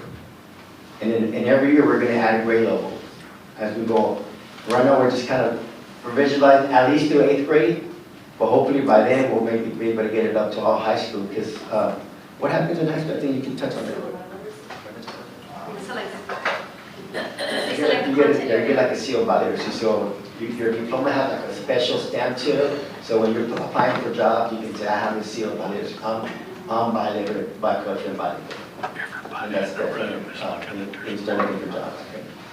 So we're going to start with pre-K and K, and we're going to do the 90-10 model. So that means 90% of instruction. That doesn't mean your student's going to learn Spanish that quick. That means 90% of the day the instruction is in Spanish, and 10% of the instruction is in English. I was hoping to bring my daughter, who's been in a dual language since kinder, and she's in 4th grade. And I was going to have her read some Spanish, and then read some English so you can see the fluency. And a lot of parents are worried, and this is going to be our job to sell it to the community. We don't speak Spanish at all. I got educated and I lost a lot of my Spanish, so the only Spanish my daughter gets is usually when we visit my mom, but other than that, the day-to-day is English. When you see her read and speak, you would think she's in a home of a Spanish immigrant. So it's going to work, and we're going to make sure. And the great thing is, there's a lot of districts that we're going to learn from. So there's a lot of the mistakes were already made. So we're learning from them to make sure that we implement the program very well this first year. Okay. And then by 4th grade, there'll be 50-50. That's the biggest difference with dual language in the late exit. The students at the end only know English. Our bilingual students only know English. With the dual language program, our bilingual students at the end know English and Spanish, read, write, and speak. That's the biggest advantage with dual language. Because right now our program is designed to have our language learners you're kind of losing the Spanish, but you're learning the English. With this program, we're taking that, building it up, and at the same time building up the English. That's the biggest, to me, that's like one of the biggest reasons why we want to do that. They don't lose their culture, their identity. You keep that plus learning. Okay. Moving on, next one please. And we are proposing to keep up on the clusters for now. Now, I put an asterisk in 5 Palms because that campus is real tight when it comes to classrooms. Right now, our projections is we should have enough rooms at 5 Palms, but if there's a great interest in this part of the school district that we need more classrooms, and if 5 Palms cannot hold all the rooms, all the classrooms there, then we're going to have to come back and ask maybe move someone to Armstrong. But right now, we're proposing just the 5 cluster campuses. Okay. Next one, Sam, please. And so this is kind of some of the things we've done already. We met with PEAMS, HR, Public Information, and Head Start, early childhood. So we already met with Ms. Collier. So she's going to include us in some of that great stuff she mentioned earlier. Even Head Start, she mentioned they have a billboard over here on Oakers on the military. Guess what? She's going to have all the Head Start and all that good stuff. And guess what? In the bottom left corner, it's going to have dual language program. So we're already working with Ms. Collier. We're working with Head Start. We already worked with PEAMS as far as the registration goes on. We've been talking to the departments. We've been talking to HR about the recruitment because Mr. Russell can testify. The bilingual teachers, they're in demand, just like the LSSPs. Bilingual teachers are in great demand. So as we move into the budget, when we discuss budget maybe down the line, I don't know, one of the things we're going to look at, do other districts pay more for a higher stipend for dual language? We don't know yet. That's some of the research, and we'll come back and share that with you. But that's what we've done so far. We met with a consultant from University of California. Is it on there? Riverside, yeah, UC Riverside, Dr. Nichols. We met with Northeast already to kind of get some of their ideas on how to implement it. We're going to finalize our vision and goals and bring that back to you guys starting tomorrow. Once I make this presentation to you guys, we're going to launch our website with, again, with Ms. Collins' help. So next month, we're kind of looking at, so we reached out to all the principals. We want to go present dual language to the parents already. So we asked them to invite us to either February or March, and you'll see it in the next slide. February or March, we'll start hitting the cafecitos. We're going to, like I mentioned earlier, the billboard. We're going to start advertising. We're jumping on board with Head Start. We're jumping on board with Ms. Collier, but we're going to do our own marketing as well. So if you see a red truck with 2 signs in the back of the red truck promoting the dual language, that's a political type advertising, and that's very common. Don't be surprised if you see the red truck with promoting our dual language programs. And we're going to start an interest form for dual language. Ms. Pierce, do you want to talk about that briefly? Good evening. At the pre-K roundup, we're going to have a QR code available for the parents that are interested in the non-LEP students that are interested in dual language, so that they can scan that or go to the website and fill out an interest form, so that we will have a database of all of those parents that are interested, so that we can then make personal phone calls and send out those invitations to attend our parent meetings in March, so that they can come get that information and hopefully become part of our dual language program. Next slide, please. Scott. Again, so with continuing March, we're going to continue promoting the program through the parent meriendas with Ms. Farias. She's in charge of the meriendas. So again, we're going to reach out to the parents there. But for the parent meriendas, that's not so much recruitment, that's explaining to the parents why we're going from a late exit to a dual language two-way model. It's more for them to understand why we're doing this, why it benefits their child better. Benefits the child more. And then, like Nikki mentioned, we have 5 parent meetings in March. So we want to advertise, recruit as much in February, next week, February, early March.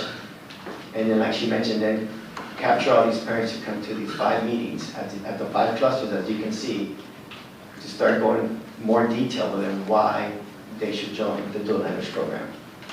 And they can attend any of those 5 meetings. So like you said, we're going to have their information already, so then like a mass mail out or email, I think we say email or phone call, and then they can attend those. And then in April, we're gonna start the selection process, finalize budget for the school board. But I noticed at today's meeting that you guys already started the budget for next year. So if we can do it, maybe in March we can present some type of budget, but right now we're anticipating in April. If that's okay with you, Ms. Powell, or do you think, would y'all maybe prefer March, or just as soon as that? If you'll submit it to Ms. Sendejo, then we can see Sure, what yeah. we can do. And Mr. Booth, we do have a timeline that we're going to follow based on the packet and the department heads Okay. that will follow through this process. Okay. And that'll probably be easier for you. Easier for me, okay. Yes. So process. that was our initial kind of timeline there. Thank you. And then also, we'll start visiting classrooms. That was one of the things the consultant recommended, that we start, that not only teachers, but also principals start visiting dual language classrooms in different districts. So we'll start visiting those classrooms. Next slide, please. And then in May, I think we're going to continue classroom visits, start looking at resources for campus and teachers. But I think we might even do that in April as well, for resources for campus. I think we'll probably start in April as well. And then June and July, start training the staff and start attending conferences to better understand the program. We do meet with the steering committee every month. That's principals and directors and whatnot. And then every month we'll come back and either come report to you or submit a report to Ms. Sendejo, and then she can share those reports with you guys. So at this time, I believe it's got next slide, please. Thank you. I have a team here. If you have any questions. Thank you, Mr. Abundis. Board members, have any questions for Mr. Abundis and his program? Anyone? Sure. Mr. Roscoe? So I've just had to sit here very quietly because I'm ecstatic about this. This is fantastic, and appreciate you bringing this to us. I don't have any questions about your implementation. It looks, so the 90-10 transitioning to 50-50, that's what we've done in previous districts I've worked in, and it works out really well. If I have any concerns, it's the scale of the work. I'm looking back there at Mrs. Spear and Mrs. Farias, and I'm like, do you have enough people to pull this off with Fidelity? Because they can't. The answer's always no. Yeah, the answer's always no. But I've done this work before, and it's a big undertaking. So it's really good work, though. I'm excited to see what y'all do with this in the future, and messaging this out to parents, and you know, this honors the cultures our students come from. It plays to the strengths that they bring to the table, and it gives them a real advantage. It absolutely will make a difference in our students' lives, and of course, it'll help us on TAPR too, since we were just talking about that. Yeah, I'm just excited to see what y'all do with this, and you know, through Ms. Sendejo, through all that, let us know how the board can support this work. So thank you. Thank you, Mr. Roscoe. Anyone else? Yes, Madam President, if I may. Mr. Rodriguez? I just want to echo what Mr. Roscoe was saying as far as, you know, and I'm sure you'll get with the superintendent to communicate what resources we need, or you guys need to get this off the ground. But I'm certainly glad, at least from a budget committee perspective, that we're talking about this in January, right? So that we can get ahead of the game and do as much as we can, so we can be prepared for this next academic year. And I'll tell you what, I wish I could send my kids back to pre-K, because I'm in the same boat. I go home and I want to, and they're like, you know. But I think Mr. Roscoe is correct. It's going to play to the strengths of our students, and it's going to unleash the potential that, you know, the sky's the limit. So I'm excited about that. But definitely from a resource perspective, that includes attracting, you know, the qualified teachers that we're going to need. You know, we got to have those discussions soon. From a budget perspective, so I'm excited. Those are the things that we want to talk about and push resources towards. So thank you very much. Thank you, Mr. Rodriguez. Anyone else have any other comments? No? Thank you, Mr. Abundis. Thank you so much for being here for the presentation. Okay, moving on. Our next item is the Lone Star governance item.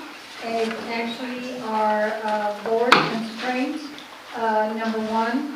And it is the board collectively and trustees individually shall not perform or appear to perform any of the roles delegated to the superintendent. Board members, I know there are a lot of you that are new here, but I think as we speak to this and we go along, if you have questions, you know, we'll be glad to answer them. We do have Mr. Bach here from Region 20, and Ms. Drummond, thank you for being here. Basically, our board constraint number 1 is for us, among us, to discuss the constraint to see if we feel that we have been in compliance with the constraint, or do we feel like maybe we need to reevaluate this, or do we need to make suggestions if we're not flying with the constraint, what do we need to do? So I'd like to hear from the board a little discussion about the constraint itself and what is the feeling of the board. So whoever wants to start, go right ahead. Mr. Roscoe?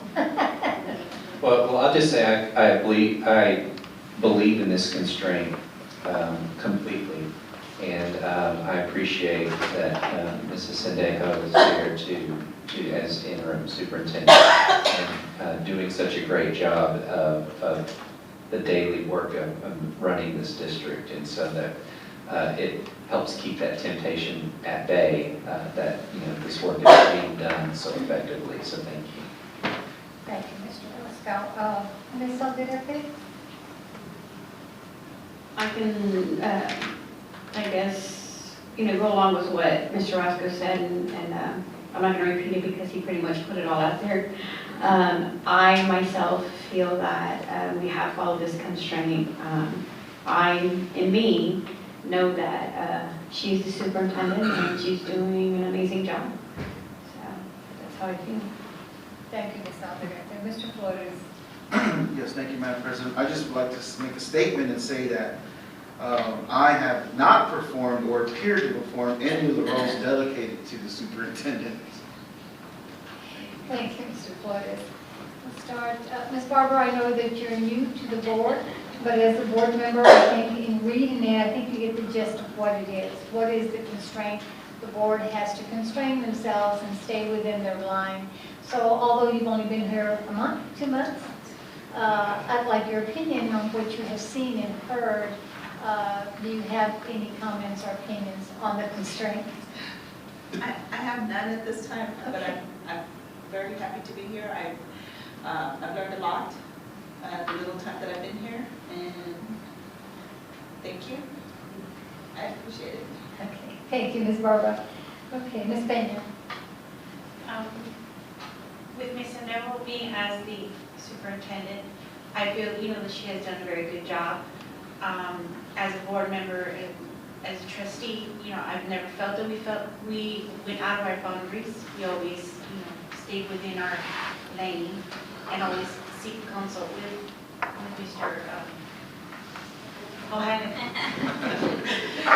But yes, I've never felt that we ever crossed the line as a media out there.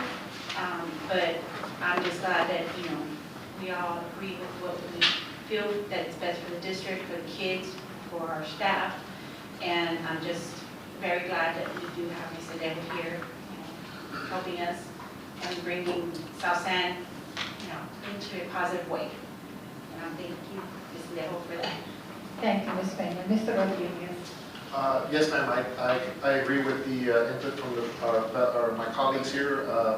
I never will, nor do I want to be the superintendent. But the fact that we have Ms. Sendejo and the phenomenal job that she's doing, I think he said best, resist the temptation. We can ease off the throttle because we have someone that's actually getting it done. So that certainly helps all the way around. So thank you. Thank you, Mr. Rodriguez. I have to echo what I'm hearing from my fellow board members. I think as board members, we're required to have training, and that training, it delineates what is the line that you can and cannot cross. And I think we're all very intelligent people sitting here. I think we know how to read and we know what the boundaries are. So I feel the board constraint is a good board constraint because it reminds us, and we have to monitor ourselves to make sure that we're not doing that. So I'd like to continue the board constraint. But at this meeting, I think my feeling is that none of us here has gone beyond their duties as a board member to overstep the boundaries of a superintendent's duties. So I think with that said, it's not an action item, but it's for the record. Thank you so much. Okay, moving on, the next item on the agenda is Lone Star Governance, Constraint Progress Measure 2.2.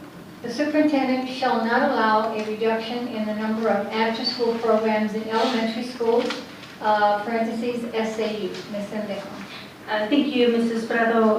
Yes, our constraint here, 2.2 for this month, shall not allow a reduction of in the number of after-school care programs in elementary schools. We are still going strong with SA Youth, and you also have received the list of all our SA Youth programming at our campuses. We have constant communication with them. Any particular situation that we encounter, whether it be at the campuses, whether it be with the administrators, it does get reported over to our district, and we're consistently working very closely with them throughout the school year. We hope that we can continue and grow it and keep it strong, maybe even consider as months to come other programs that will allow additional extracurricular opportunities for our students as well. So if this is an opportunity for us to come back and have an additional discussion with after-school programs, we would like that as well.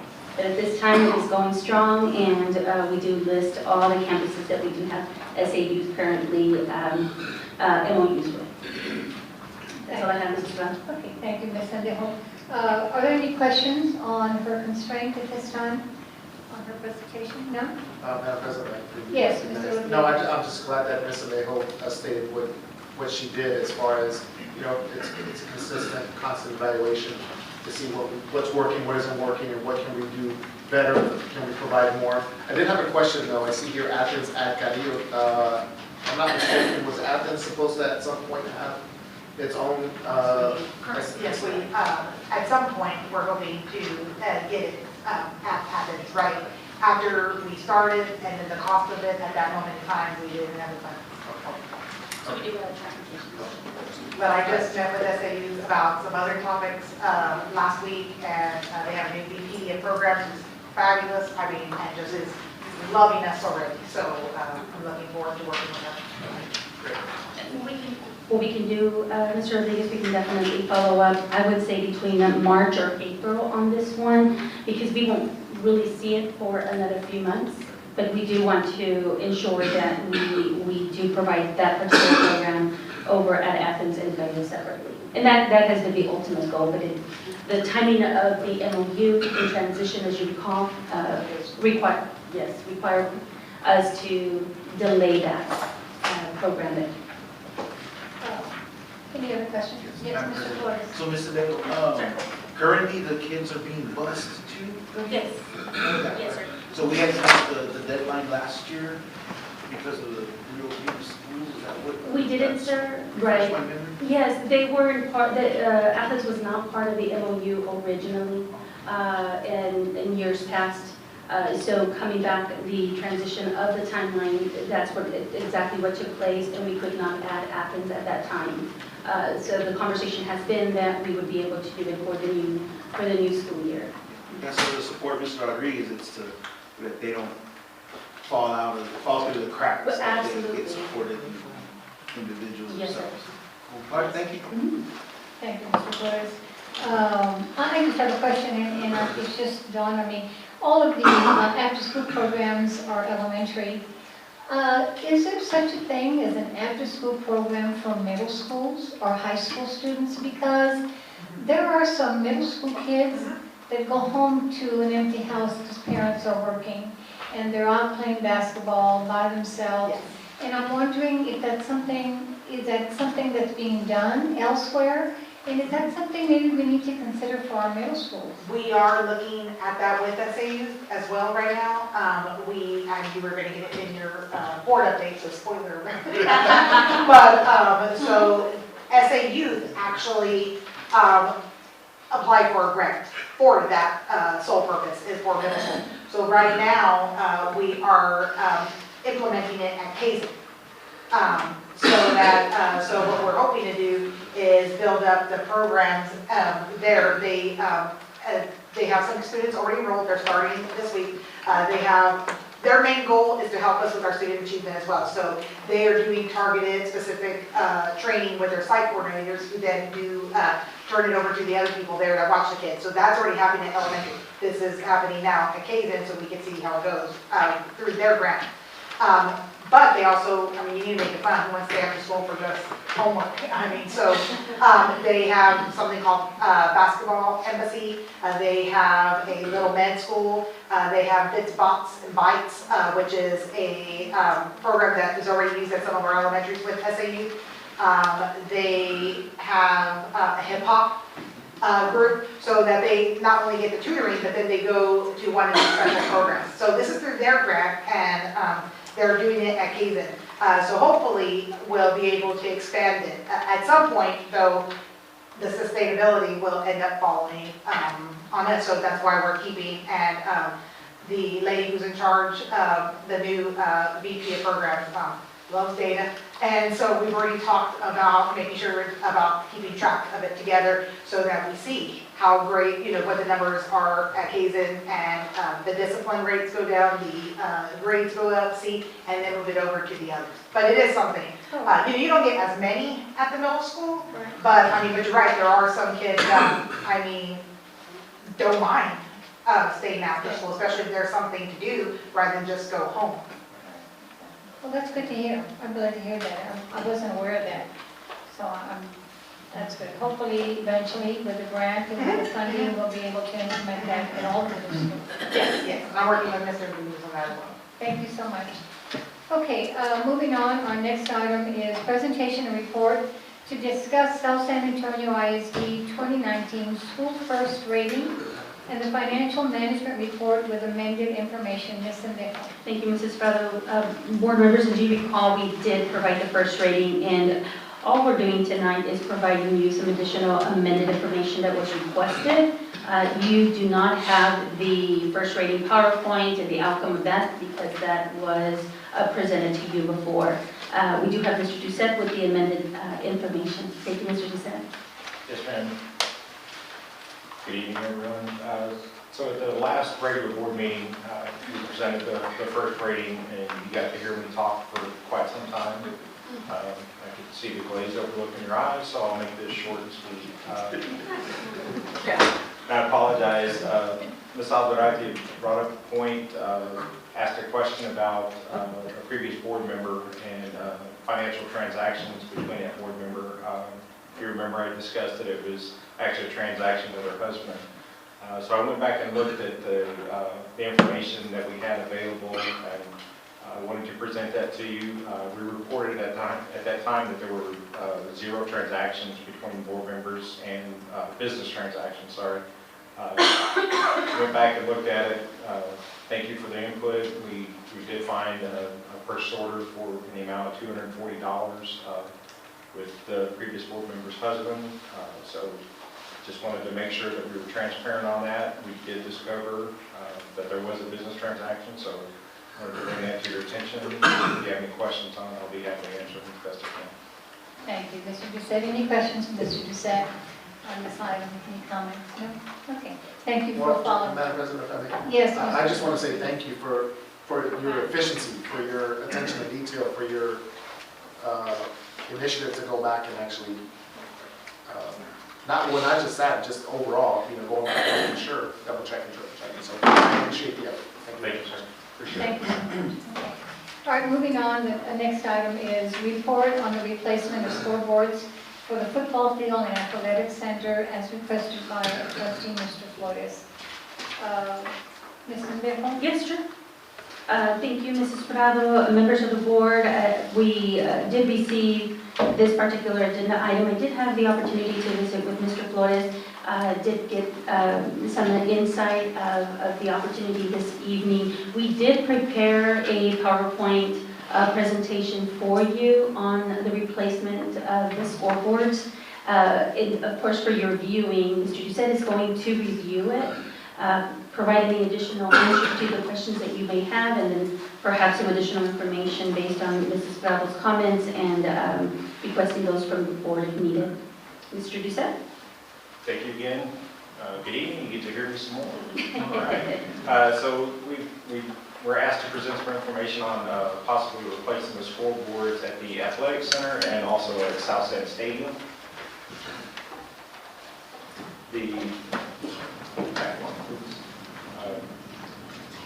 Kind of give an overview, the current state of the athletic center and the current state of the football stadium and some possible models for replacement. So the model that we have currently at the athletic center is made by a manufacturer called Electromech. The model that they have there is a 2650 4. It's a basic model, four-sided scoreboard that can be used either for volleyball or basketball.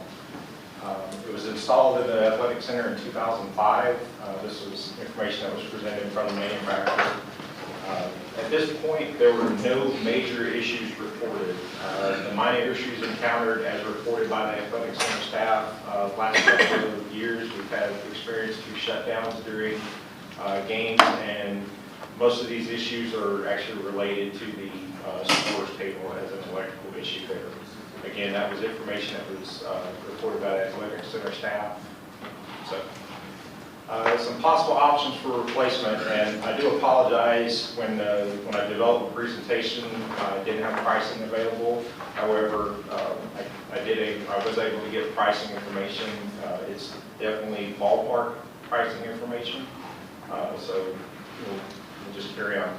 So the model that you see there is a same manufacturer, Electromech. It's this is basically a four-sided scoreboard with a message center. That's a 28 millimeter LED, and it's 80 by 144 inches. So it's a very good sized message center. It's fully adaptive. You can put any message on there that you want. The scoreboard itself is reversible with captions for volleyball or basketball. There also is you can't see it from the slide because of the lighting, but there is a logo on the very bottom of the scoreboard itself. So it's won't bore you with all of the details on it. Some of the options that you can get on there, you can put electronic team names. The LED message board is optional, as well as the custom graphics. The pricing on this model is just for the scoreboard itself, not counting the installation fee, is right at $100,000.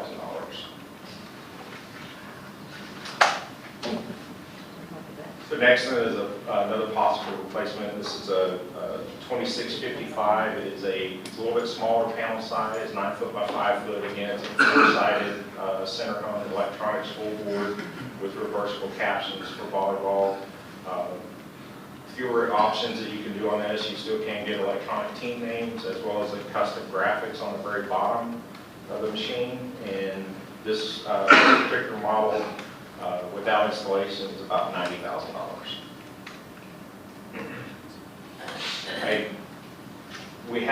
There are some options to do wall-mounted scoreboards, but it's my understanding that we have a four-sided in there already. Why go to a wall-mounted system? So currently at South End Stadium, we have a Spectrum model U2C. It's an LED scoreboard that was installed in 2010. At this point, there have been no issues reported by the athletic center staff, and it's silhouetted against the backdrop of the stadium there. Some of the possible options for replacement, again, this is the manufacturer that I looked at, Electromech, is because they are the ones that manufactured the one in the athletic center. So looking at their website, they've got very good product lines. They have done a lot of work for Texas schools. Most of these that I picked are out of state, just to kind of give us a different rendition of what other states are doing. So this one is a football scoreboard. It's reversible captions for soccer. They do make options for field hockey. I'm not too keen on field hockey in South Texas. They also have models that you can play lacrosse. But this is a model for soccer. Again, a lot of electronic team names are options. The LED message board is an option at the top, and you can also get custom graphics with the team names and support and everything. This model itself is about $25,000, and that does not include the installation. Moving on up, I guess, if you want to call it, this one is another model with an electric, with a message center. This is a 32-foot by 8-foot panel size. Several options that you can do on this too as well. It is reversible captions for soccer. I think this model actually comes with the reversible captions for field hockey, lacrosse, or any other field sport that you can do. Get custom graphics on there. There is the message board in the center. It's a square, but you can see on the outside this particular model. This school district went with a sponsorship option, so that's an option to look at too. This scoreboard itself is about $90,000. Comparing to what we have there now, this is kind of like a Lexus compared to a Yugo. Some of you don't know what Yugo is. Some of us do.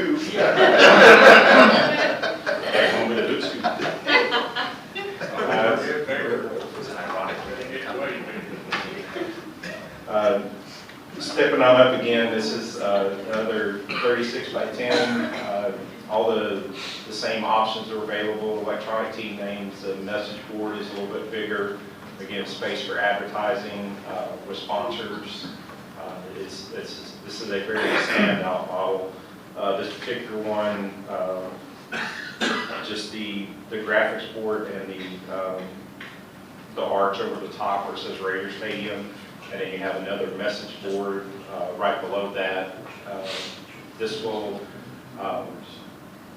that smaller message board, this particular campus uses it for their team names, or their players on the field when they're introducing everyone. They actually go through their whole team and introduce their starters, so they display that graphic up on the board too. This sign is right at $145,000. And last but not least, this is, if I had to make a choice, I like this one. One is because you've already got the West Campus paw prints there. It's a 32 by 8 panel size, which is quite a bit larger than what we have there at the stadium now. Same options on the electronics, and this sign itself is about $70,000. I wish I could give you a guesstimate on installation costs, but I couldn't come up with that. So I hate to give you erroneous information. I'd be happy to answer any questions that I can about it. Thank you, Mr. Doucette. Board members, have any questions for Mr. Doucette on the presentation?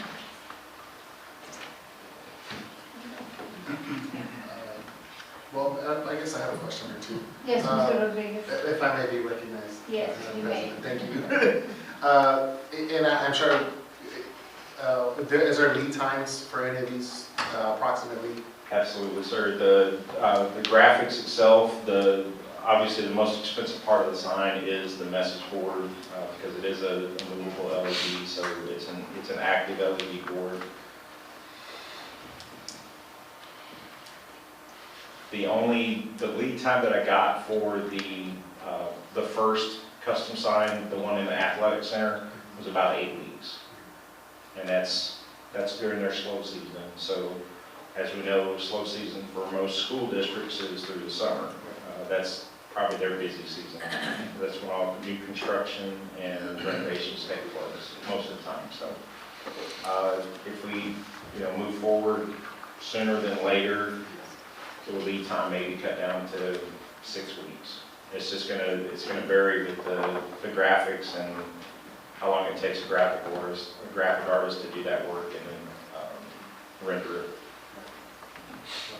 That was all. Thank you, Mr. Rodriguez. Anybody else, any more questions? Yes, Mr. Flores. Thank you, Madam President. Now, I know that there's going to be agenda item 6 on discussion of possible action to refer to this. So I don't have any questions, but I just want to speak to the subject and hopefully let that bone be chewed as we go along to when we get to that part to vote. And so anyhow, I want to say this. As I go to games during the year, if it's football, if it's going to support soccer, or friends' kids are playing at competing districts and stadiums, it gets my attention when I see Harlandale's scoreboard. And so it's grand, it's huge, it's digital. They, neighboring districts like Edgewood and all the way to Southwest where Toyota is on top, and they have an elaborate scoreboard. And my heart being in the shape of a bobcat paw, I have a lot of pride in saying, our neighbors have it, but why don't we? And so I started thinking, and this is why I put it out there, because I felt that maybe it's something that the board can look at, something the board can think about, and help us to compete against these districts, Not just the regular public schools, but like something that gives our kids an advantage to come here also, because we know IDEA doesn't have any sports and all these things, but what kid sees that Friday Night Light and wants to be part of it, or a family that wants to go and see their local school play and then be part of a grand event. And so when I put this agenda item and asked for presentation, I felt that there was a great benefit and that it could be multifold for the district. For one, it would enhance the field, enhance the experience. The stadium just doesn't become a stadium, it becomes a multi-purpose complex. It allows us to draw renters that hopefully we can get playoff games, lucrative games that say, this is right off the interstate of 35. Why don't we rent this field? They have the new turf. They have an awesome track. They're going to have an awesome track field, and now they have a supporting scoreboard that enhances the experience. I also felt that it helps to serve the community. Friday Night Lights turns into summer lights, where the kids of the district, maybe we get creative and we invite the kids and they see Finding Nemo or Frozen on the stadium, and they're in their lawn chairs, and there's families on the field having a good time because we are saying, we're extending our hands to the community. Let's be a part of something. Let's create a family environment, and let's have these options for them. I thought about maybe the extension to the classroom in audio video. When I last went to the last time I went to an open house and I saw the presentations of the kids and the videos that they were producing, this came to my mind easily and said, how can our kids be part of that, have audio and video? How can they not be a part of this scoreboard program where they can broadcast or show a replay, or and then we're like, yeah, you know what, they messed up. Or at the same time, produce commercials for neighboring businesses. That's something that that our kids can go out and sell as a fundraiser or generate revenue for their department. I'm just flying these things off the top of my head, but the scoreboard itself has a provision for sponsors, for private money, and if they're digital, it's just not relegated to 8 or 10, but those, because they're going to change, you can have 20, 30, or 40. It's non-stop. And so it allows us to hopefully gain businesses and get trust and say, hey, you know what, you're up there, there's all these thousands of people that attend the game, and your business is right there in the middle next to what's going on, for so many, for the play or whatever. But this is just something I felt that can be out there for you to look at, for the presentation that Ms. Hideo is put out there with Mr. Doucette. And that's why I feel that it needed to come out, and hopefully this is again a bone that can be chewed on through the next couple of agenda items, and then if number 6 comes up and it's how you feel, and we ask for the recommendation of the superintendent and Mr. Dale, then by God, then let's see what we can do, but I just wanted to speak to it. Thank you for your presentation. It was really good. Thank you, Mr. Flores. Okay, I think that concludes our reports and presentations, and now we'll move into the discussion and possible action. The first item is to approve the district annual audit report, the AFR, for fiscal year ended August 31st, 2019. Ms. Sendejo. Yes, thank you, Mrs. Prado. Again, members of the board, we do, at this time, would like to bring before you the annual audit report that ended in August 31st, 2019. We also welcome the team of Garza Gonzalez and Associates as they are here to present to us, and of course answer any questions. We thank those of you that did submit questions prior to and took the time to review the audit. Welcome to Garza Gonzalez and Associates. Thank you, Ms. Alejos. Madam Chair, members of the Board of Trustees, my name is Rene Gonzalez, and I'm the senior partner of your independent certified public accounting firm, Garza Gonzalez and Associates. With me is Richard Trevino, who performed as a manager on this particular engagement, and we're happy to be here this afternoon. I understand that you went through the report, I guess, as part of the audit committee, or the committee earlier today. What you should have in your packet is 2 different reports. One is the larger report, which is a comprehensive annual financial report that deals with annual financial and compliance report that needs to go to Texas Education Agency. And the second report that we've issued is what we call the report of conduct and audit, which is like a 9-page, 8-page report, 6 pages in this case. And then what we just handed out to you today is a summary, audit summary, that summarizes both of those reports that we've issued to you.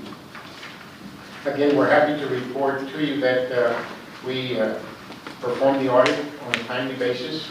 This report is due next week, so assuming that this body approves the report, then we'll be able to submit it directly to TEA and the federal agencies. On page 1 of our summary, the way that we prepared the summary is we give you the topic, and in parentheses are page numbers. Those page numbers refer, in case you wanted to go through to the specific larger report, in the case of the annual financial report, and in reference page numbers also to the conduct of audit. I'm happy to report to you, you hired us to render an opinion to you based on what we saw, what we reviewed, what we tested, and I'm happy to report to you that we have issued an unmodified opinion, unqualified opinion, clean opinion as it relates to the financial information. Because you do administer federal awards and state awards, and we're also required, as per our standards, to issue an internal control over financial reporting and compliance. And we're happy to report that that also is a clean opinion, no material weaknesses, no significant deficiencies, and no issues of non-compliance that are required to be reported in the financial statements. We also, because of federal programs, we are required to test what we call major programs, and those major programs that we tested for this particular year, we have no material weaknesses, no question calls, no significant deficiencies, and no issues of non-compliance as it relates to the financial statements. So a very positive report for the district as it relates to the fiscal year ended August 31st, 2019. On item 3, we share with you what were the major programs that we were required to test for this particular year. The first column is for this particular year compared to what we tested last year. Item number 4, which I know is an item that you're really concerned about, is your fund balance for the general fund at the end of the year. And I'm happy to report that at the end of the year, you have a $30.4 million fund balance. That is an increase of $4.1 million from the prior year. Prior year, we were here reporting to you that you had $26.4 million in the fund balance. You increased it based on your operations for this year by $4.1 million. That $30.4 million total fund balance is at the bottom of item number 4. You have unassigned which is $28.6 million, represents 94% of your total fund balance. And that basically indicates that you have 143 days of operations, assuming you were to receive no other funding for the school district. That compared to, you had 134 days of operation in the prior year. So again, a very positive financial report for the district members. You have a 1.8 committed balance. The 1.8 million represents about 6%.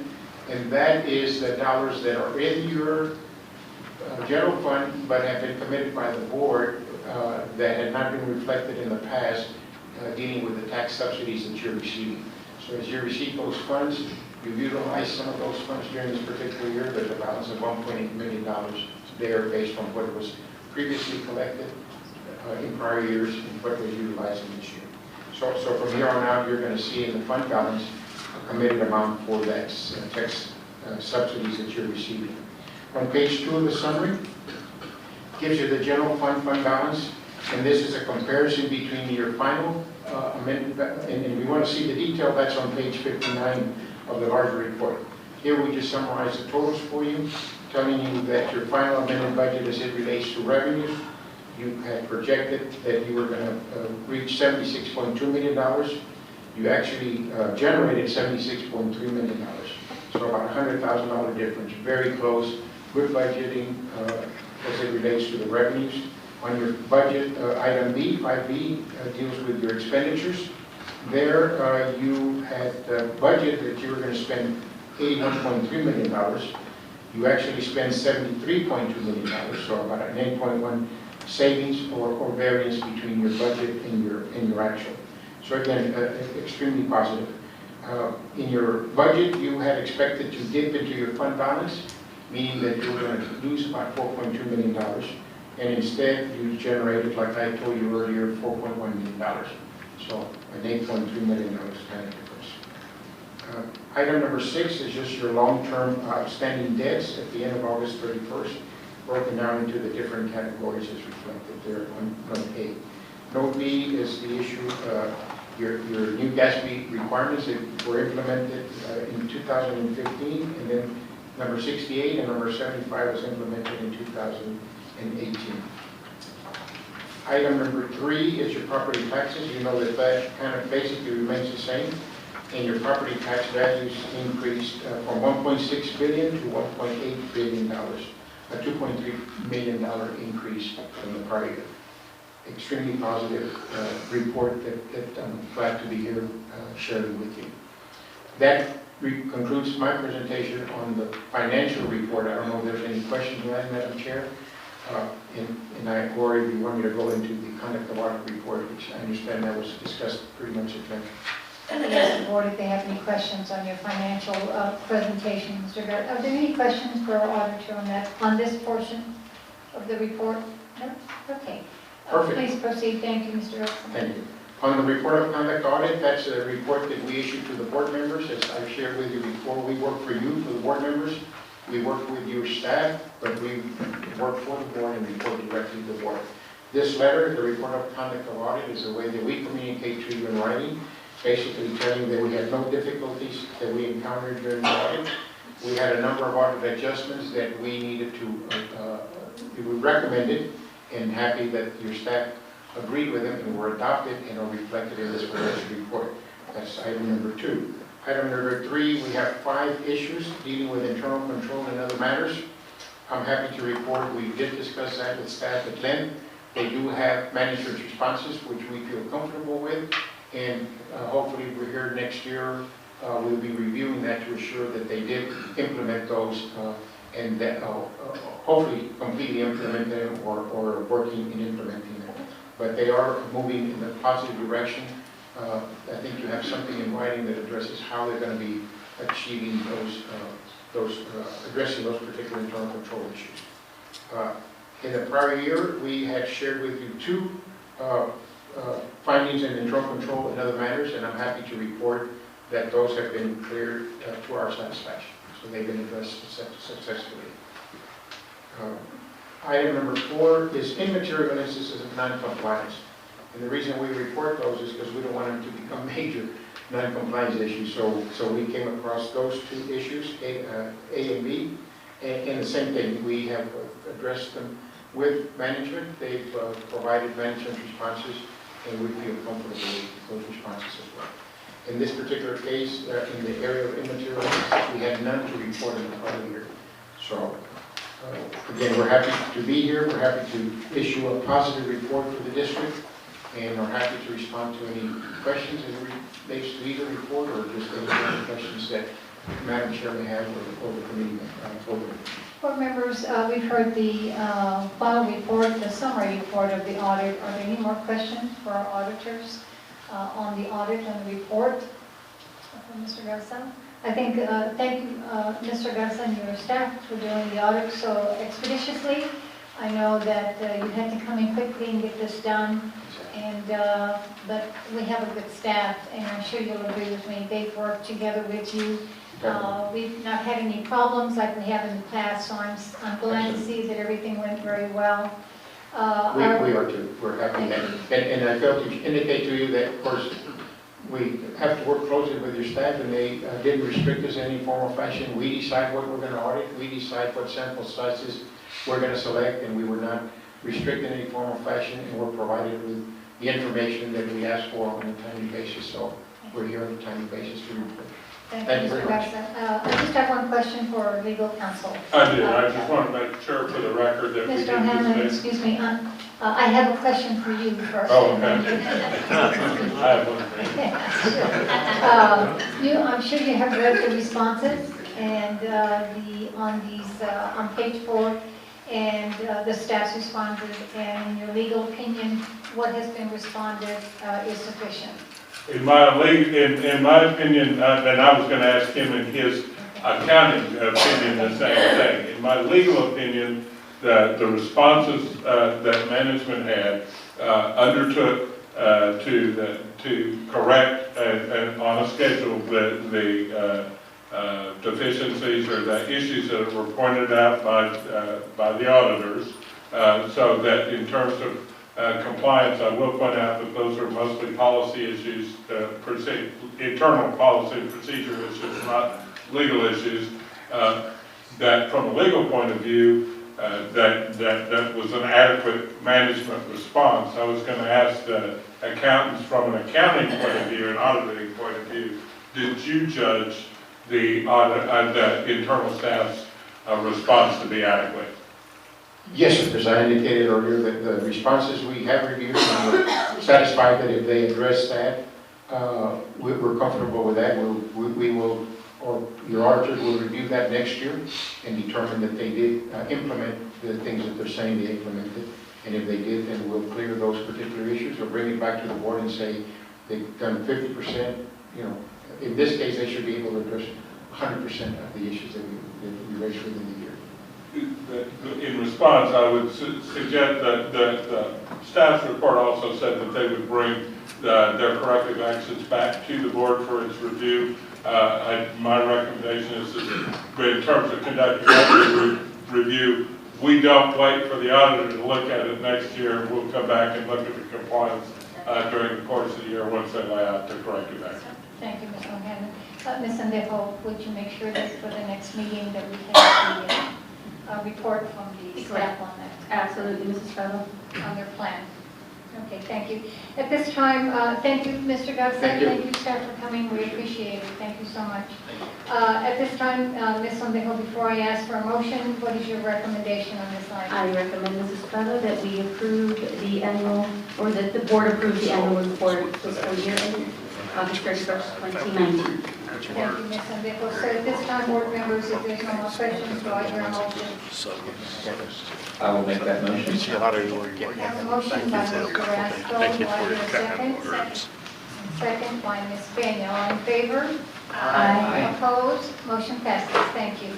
Madam President, so that these guys can leave, there's a signature they have to collect on this before they can send it to TEA. Okay. Board members, if I would like to propose a change order of the day, only because we have other presenters here that are waiting.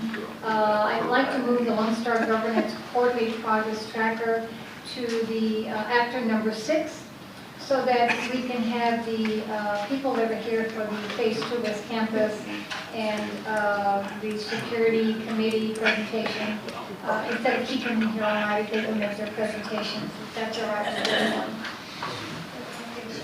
Okay, so we'll move on to item number 3, and that is discussion of possible board action to approve Phase 2 of building improvements for West Campus High School. Ms. Sandejo.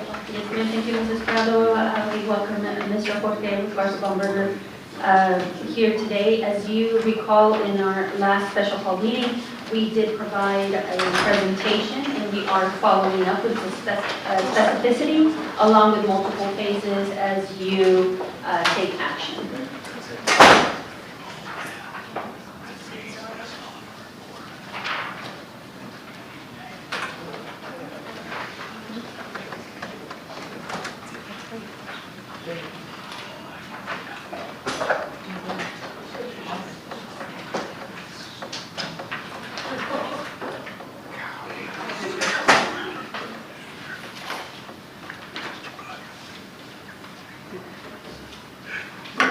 Ms. Prado, Ms. Sandejo, board members, good evening.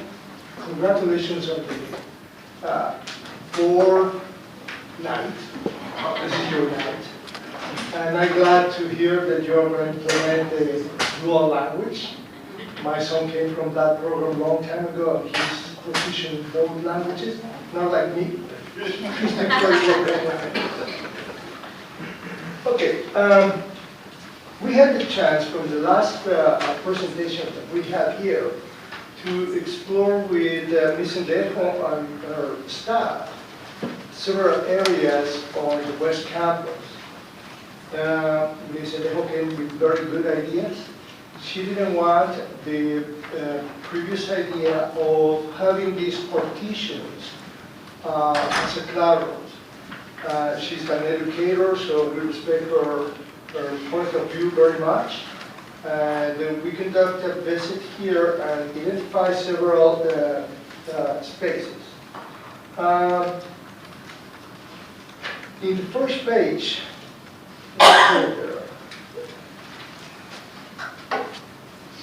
in this slide, we can identify as the pink areas classrooms that are already in use. The yellow are just the services, toilets, restrooms for the students. And by the recommendations of Ms. Sandejo, we are placing there the gymnasium and the locker areas, which is just changing the flooring, removing the ceiling, probably changing the light type system to have the practice gym in place. Minor renovations for the lockers and just buying the locker system. Restrooms are in place, the showers are in place. So with minimum effort, you can have the gym in operation. That should be for phase 2, we call phase 2, the areas that you can have for this coming year, school year. The next slide, we call this floor, at the level that we are right now, the first floor. In the first floor, we identify several areas that can be modified as a classroom.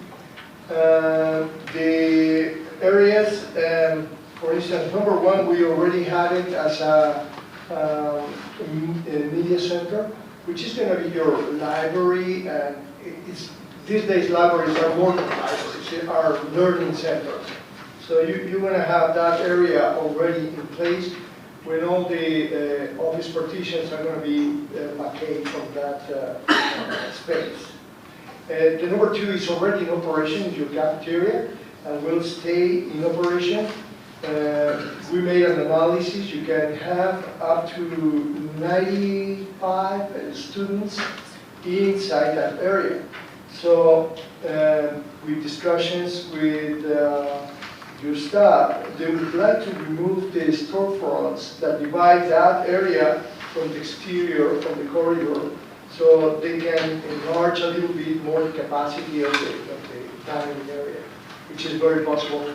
I believe the goal was to achieve 100 students capacity, and you will exceed that in this area. So it will be 2 shifts for the cafeteria to serve the food.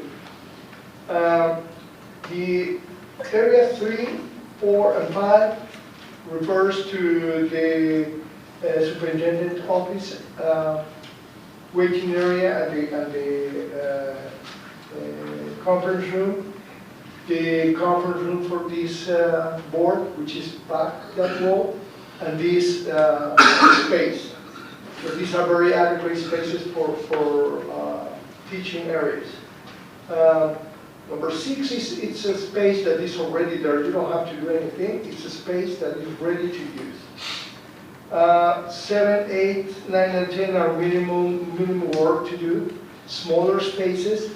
On the right-hand side of your handouts, you can see the numbers and you can see how many students you can allocate in those, which is some numbers from 11 to 19. So there are some special programs that require less students, and that was indicated by Ms. Sendejo, and those are adequate spaces that only need teaching walls, painting, probably change some flooring, but it's very simple and fast to do any change. You have on the right of this space right now, the 11, 12, 13, 14, 15, and 16. Those are very small classes, but it goes from 7 to 13 students. But they are there, they are available right now. And with all these spaces, you can allocate around 218 students. That is not counting the students that currently are enrolled. These are new students coming.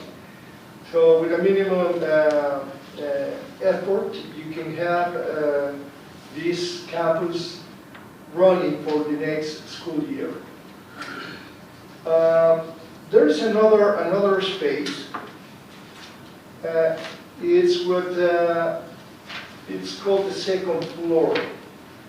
Second floor, you have space there. I believe this originally was used in the past as the ROTC program. There is a large space there that you can use as a classroom. The only problem you have with that is that you need to build an elevator. It's required. Otherwise, if you receive a complaint by any parent, you will have to do it really fast. So my recommendation is either to put the elevator or do not use that space at this time. But eventually, if you're going to use it, you're going to require an elevator to reach that area. Then if we go to the next page, phase 3.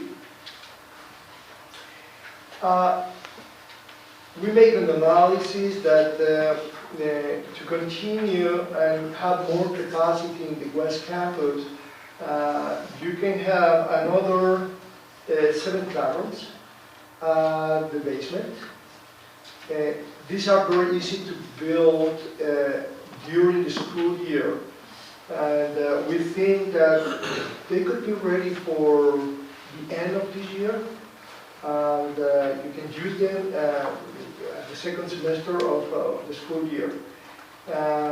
You can see on the right of that page also, identify how many students, and those are regular sized classrooms. You have 25 students in each classroom. We will take any consideration to make this happen by code. making fire partitions, making anything that is needed. We will need to address mechanical, electrical systems at this time, but we believe we have the time to do it since this is just build 7 classrooms, and we will do it with materials and with systems that are very fast to conclude. Then we have the phase 4. This is in the future. So we went ahead and developed the entire basement. At this time, you're going to have the rest of the classrooms, which we are adding 11 more classrooms, and we have storage, and we have some areas for athletics, and we have also the kitchen. Because whenever you increase the size of this school, the cafeteria and kitchen in this floor is not going to be enough to serve all the students that you are going to have. So we believe that the basement is the best place because they are going to have access from the back. You're going to have your kitchen and a large area for the students to sit.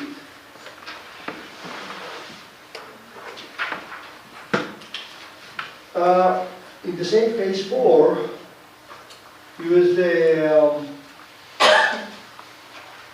desire from the staff to have the gymnasium brought to its original configuration, which had the visitors and the home bleachers mirrored. So we don't know what we did. I said we did it, but I was not involved in this project. And I know a lot of dead bodies are buried, but not all of them. Not all of them. So we will make the analysis on how to bring those bleachers back in place to fulfill the desire of the staff of having that gym back to its original place. If I'm not mistaken, it has also a catwalk that joins both sides of the bleachers, so we will place that. And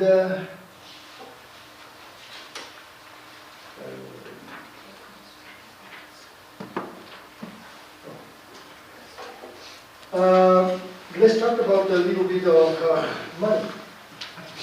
I think all of you would like to know how much we are talking about. This is a very not deep analysis on the budget. This is what we believe it will be in the budget. However, as every renovation building, we can find things during the construction, and we need to increase the budget at that time. But right now, for the phase 2, which is just adding those classrooms that we identified at this minimum work to change the flooring of the gym and add all these equipment, it could be probably an estimate of $800,000. Now, for phase 3, which is the ready to use by the end of this year, and bring more 20 more classrooms. 7 more classrooms to the 20 already identified. It will cost around $1 million. And this is because we have to deal with all these mechanical and electrical systems.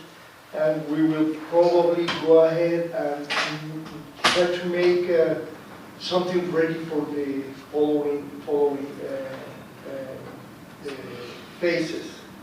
Phase 4 could be something around over $2 million. We don't know until we finalize every detail on that portion of the phase 4, which We believe it should be between December of this year and August of 2021. That concludes our analysis that we requested to do for you. And we're happy to bring good news. I think we brought you some spaces that are ready for you to use. Absolutely. Board members, are there any questions for Jorge at this time? Can I ask a clarifying question? Sure. So I'm looking phase 2, phase 3, phase 4 on the second to last page. In phase 3, you have 20 existing classrooms, you add 7 more, so you have 27. Correct. But then in phase 4, is it a typo? Should we have 27 existing classrooms and add 10? So instead of 34, we have 37? In phase 2, you have 4 classrooms and you are adding 16. In phase 3, you have the 20 and adding 7. So it's 27. You write in the 24 existing classrooms and adding 10 more. Okay, so it should be 27 and 10 more, so it's 37 total, not Yes, but not I 34. believe we subtract some because when we are going to add the bleachers, some of those little classrooms are out. Okay, that makes sense. Yeah. Okay, thank you. Thank you. Anyone else have questions? Jorge, thank you for giving us the cost estimates, and that is exactly what they are, estimates. As you said, it could be a little more, but it also could be less. So we won't actually know until the work begins. But I think it's a good estimate, and hopefully it will be less because we're not doing any major construction. There's minor work that has to be done. So We actually are recommending that your staff go ahead and buy equipment from as an FFME. So that way you don't have to pay any overhead or any fees for contractors or even our fees. So our recommendation is the most equipment that you can buy directly, it's better. It's better that way. any more questions? Okay. Yes. Yes, Ms. Alvarez. I just have a question on, we're looking at the phase 2, and I'm looking at the numbers in here for the classroom settings. I don't know if it would be addressed to Jorge or to Mrs. Sendejo, but what would we use a classroom that only services 7 students for? Because we would have 1, 2. What would those classrooms be used for? Great question, Mrs. Alderete. As we are acquiring the choice selections for this year's incoming freshmen, we anticipate that we will be able to offer some potential CTE pathways based on those needs. So it allows for those smaller areas for support there, as well as potential computer labs and or the special education courses and support for our students. But please note, and it's not here, even though Mr. Jorge did mention it, we do have 4 additional classrooms that are not here in the full picture because they're already existing classrooms, so which allows us those 25-to-1s that we currently have as learning spaces now. In addition to that, at this time we do not have the science lab currently active, but that allows us the science strands as well, so that can potentially be 50 to 75 students as well. So maximizing on all those 25-to-1s that you don't see listed here allows us to consider these smaller spaces for those classes that don't require a standard 880 square foot classroom. And again, the goal was to not consider the partitions. We were going to modify it deeply, and it just wasn't a conducive learning opportunity and space for our students. So we took some time, we walked it, we had conversations, kind of came back and forth to find these spaces for our students to ensure that we were maximizing on these learning spaces for each and every one of our students that enters this coming academic school year. Alongside, and I just want to clarify that Mr. Jorge had mentioned the gymnasium. The gymnasium will be set up for competition, even though we'll have only one side to consider in phase 2 for the bleachers. The gym will have all regulations in place to ensure that we can, if that's what we consider. Of course, we also have the athletic center available as well. So the goal is to have that in place as part of this particular phase. And I believe that you already had some experts on the equipment that visited here for advice. So That is correct.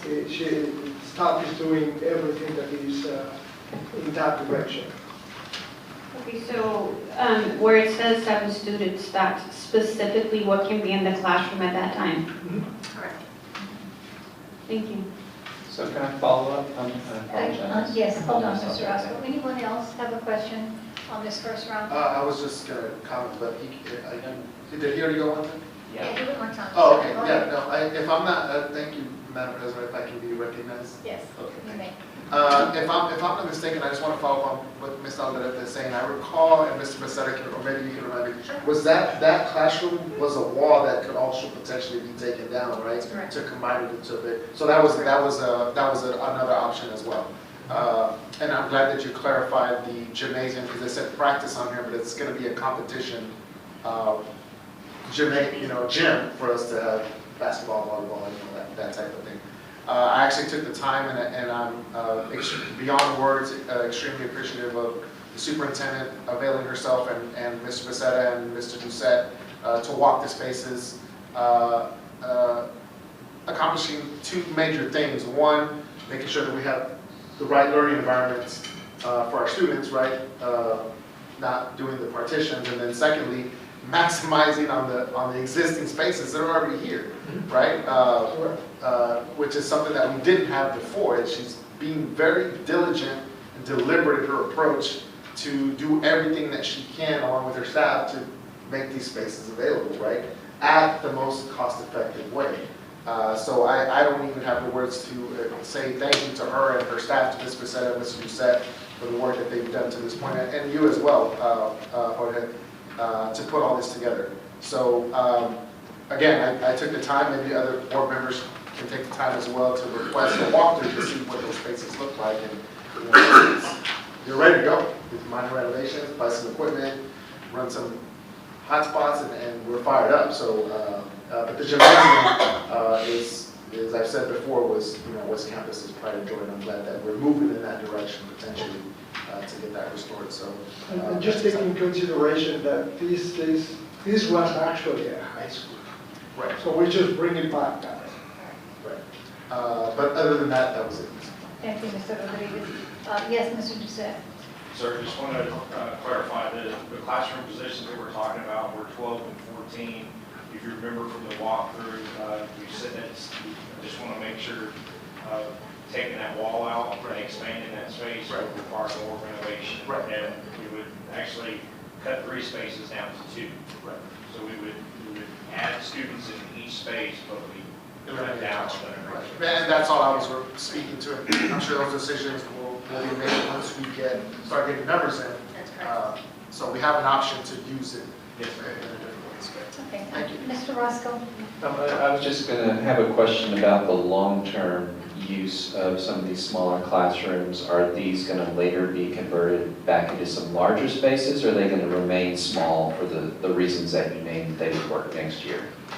That's correct, Mr. Roscoe. As you all recall, we have also submitted our P-TECH application to the TEA, and we are waiting and pending approval on that as well. That will also allow us a better view and goals as to how we need to consider those modifications. And again, reverting back to the partitions, doing that really to ensure that we had learning spaces for all our students, our incoming students for this coming cohort. We could really ensure that with the spaces that we have currently. Will we have to come back and have some additional discussions? Absolutely. I did want to also comment, because I know Mrs. Prado will ask for my recommendation, and something that just to kind of keep your mind open for potential options as we're looking at phase 2 and the $800,000 that you may consider approving or not. The 334 students, we can comfortably allowed to accommodate those students for the next 2 years if that is needed. If for whatever reason, phase 3 in your decision budget-wise, you don't want to consider, again, our goal was to present the big picture here so that you have an idea, an opportunity to really balance out what this is going to cost. So keeping that in mind, we do see two potential school years here if we had to go there, just based on budget, because again, it always comes back to the dollars that have to be tight and still be able to function with no problem for 2020, 21, 2021, 2022, if that is what we were considering. Now, we have a mass growth, wonderful, we'll take it, and then we probably have to come back a lot sooner. Again, because then you have we have our phase 3, and that's in August to December 2020 turnaround, which also requires another approval tied to our funding. So again, lots to process there, but it is here for you to consider these options as we move forward in the next, I would say, 2 years or so. Thank you, Mr. Roscoe. Okay. Are there any more questions? None? Okay. At this time, Ms. Sendejo, what is your recommendation on this item? Mrs. President, my recommendation is that we approve the phase 2 without the elevator. We're able to accommodate we are able to accommodate our students without having to go there. You don't even see the price on that, and when you want to go there on that end. But again, keeping in mind that we do have some wiggle room based on the numbers in the next cohorts that are coming for the next 2 years. Okay. But again, we gave you some assignments here. We have a recommendation by Ms. Sendejo. Board members, do I hear a motion on this item? Madam President, I move to approve the superintendent's recommendation on phase 2 for West Campus High School. I have a motion by Mr. Rodriguez. Do I hear a second? Second by Ms. Alderete. All in favor? Aye. Opposed? Motion passes. Thank you. Moving on, item number 4. Thank you, Jorge, for... Thank you. Thank you, Jorge. Thank you, By Mr. the way, the Rodriguez. elevator is around 150,000. All right, moving on, our next item is discussion and possible action to appoint school safety and security committee. Ms. Sendejo. So again, thank you, Mrs. Prado. At this time, we do not have a particular presentation. I know we do welcome our chief here tonight, this evening, to clarify any particular questions. As you all have been aware and been privy to the information under Texas Education Code, Chapter 37, we have some particular legislative requirements that we have to ensure that we follow. Mrs. Alderete, thank you for your questions as well. We wanted to bring before you tonight to consider a potential trustee to join the committee. The goal is to have our first Safety and Security Committee meeting on February 5th, so it's wrapping up fairly quickly. Mrs. Prado, as board president, is required to be a part of that, Mrs. Prado. Added to your list of meetings alongside an additional trustee. You have listed here the potential committee members. We have already, in communication and collaboration with our communications team, seeked out the community involvement as well so that we can have representation there. So it has been a combination of efforts already as of now. So we come before you to perhaps have a discussion as to who would want to be a part of this committee. Our goal pretty much is to consider at least 3 meetings and just conversations with chief required our 2 first semester, second semester, but just again an opportunity to come together and discuss our safety and security of our campuses in our district throughout the school year. Yes, I have a question. Is the board member, is it on a volunteer basis, or is that something that one have to appoint? How is that? I would say, Chief, can you clarify on that? Good evening. Yes, ma'am. This is mandated by law.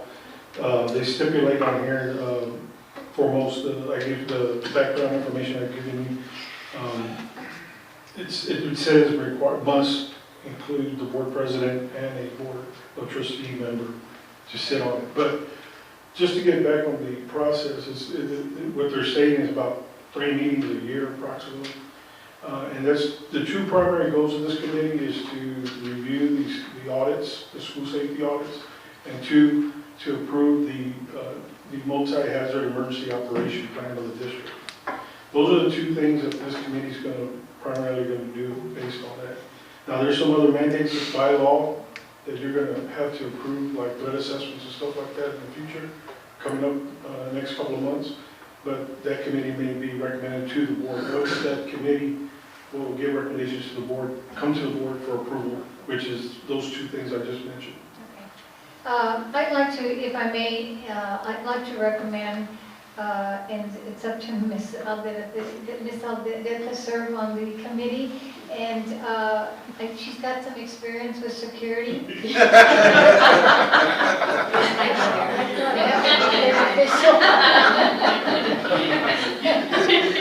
So, Ms. Alderete, Can we get that resume? you accept your... Absolutely. I think I've been pretty clear for the 15 years I've been in this district that I'm a very big fan of making sure we get what we need for our law enforcement and the safety of our children. So, absolutely. Thank you, Ms. Alderete. I appreciate that. Okay, so Ms. Sendejo, what is your recommendation on this item?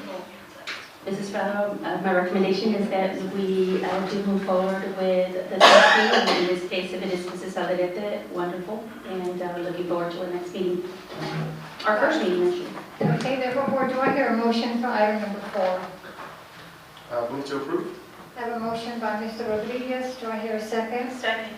Second by Ms. Peña. All in favor? Aye. Opposed? Motion passes. Thank you. Congratulations. Item number 5. Item number 5 is discussion and possible action to direct staff to issue a request for qualifications for a special projects communication specialist as a professional contract services to assist the Board of Trustees as appropriate. And this item was requested by Trustee Contrallo. I've asked to place this item on the agenda because, as you can tell, Ms. Collier has done an awesome job for us in our marketing endeavor, other than her everyday duties that she's had to deal with, open records requests, parents coming in, whatever it is. And so we value her experience in all that she's doing, but I think it's a lot. I think she's doing a lot of work, and I think personally the board needs to have someone that will be our voice, that will speak on behalf of the board on issues, because definitely we'll be having some issues, I'm sure. We've had them already, the SAI that was there, the amended SAI. There'll be special projects maybe that this person would be communicating not only to the media, but also to the community of things that the board has done. I think there's a lot of things that we do as a board that really don't get put out there. And I think that needs to happen. It's got to be more positive to the board, and someone who will go out and speak on behalf of the board. I don't think, as board president, I should have to do that, and I don't think any of us should have to do that. I think having someone as our voice that will do the research and the backup information and provide factual information to the public and the community, and someone who reports to the board. So I think that's something that we really needed. Other districts have them, and you see them all the time, speak on behalf of the district or the board on TV, and we just have never had that. So I think it's something that we need, and I'd like to hear from the board their thoughts, if they also agree that this is something we might need. It would be probably on an as-needed basis. I'm sure there's other things that whoever it is or whatever agency or group or person is chosen that would be beneficial to not only the board but to the district. So I'd like to put that out there if there's any comments or discussion on this item before we take a vote on it. So for discussion. Yes, Ms. Bennett.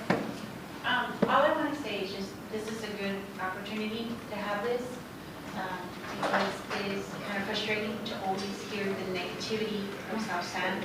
For once, I would like for the positive stuff that the school board does for our students, for our staff, for our community.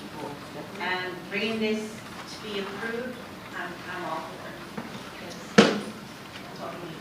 Thank you, Ms. Maynard. Any more comments or suggestions or anything on this item? Yeah, I'll comment. If you don't Yes, mind. Mr. Roscoe. I think that it's very important, I've always believed this, if you don't tell your own story, other people will tell your story for you. And I think that it would be really great to have someone who focuses on telling our story. Thank you, Mr. Roscoe. Yes, Ms. Aldery. We're giving, I'm sorry, we're all giving our opinion here, right? Yes. Okay, I just want to make sure. I've seen one too many times for a very long time, us underrepresented. And not by anybody's fault, it's just that's the way it is. The media has their field day with us. I'm a bleeding heart for the kids here and the staff. I have been for a very long time, and to see just negative, there's never anything positive. And to have somebody to come out here and do that for us, and instead of them trying to talk to us and spinning what we say, we have somebody to stand up for us. So I think that's great. Any other comments?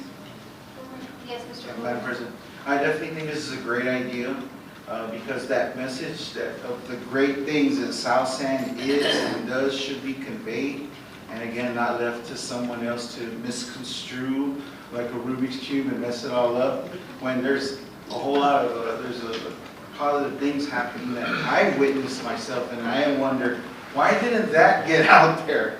And so I appreciate that this is something that's going to come for us, and you know, I'll vote for it shortly. Thank you. Anyone else? Madam President, if I may be Yes, recognized. Mr. Aldery. I think that I've voiced my position on this. I won't revisit the entire thing. I think everybody up here knows exactly what I feel, but I'm in complete agreement with what everybody's saying, especially what Mr. Rascal said. If we don't tell our story, then someone else will. But even more importantly is, you know, we need to communicate the good. It's not so much responding to the bad things, because people that have no morals and they just have their own personal agendas are going to continue to do that regardless. Aside from that, it's our responsibility to communicate the good things that we're doing here, because at the end of the day, those people that fall into that category, you're not hurting me. You're not hurting me. You're hurting the image of our district that our kids and our students and our community are for and are about.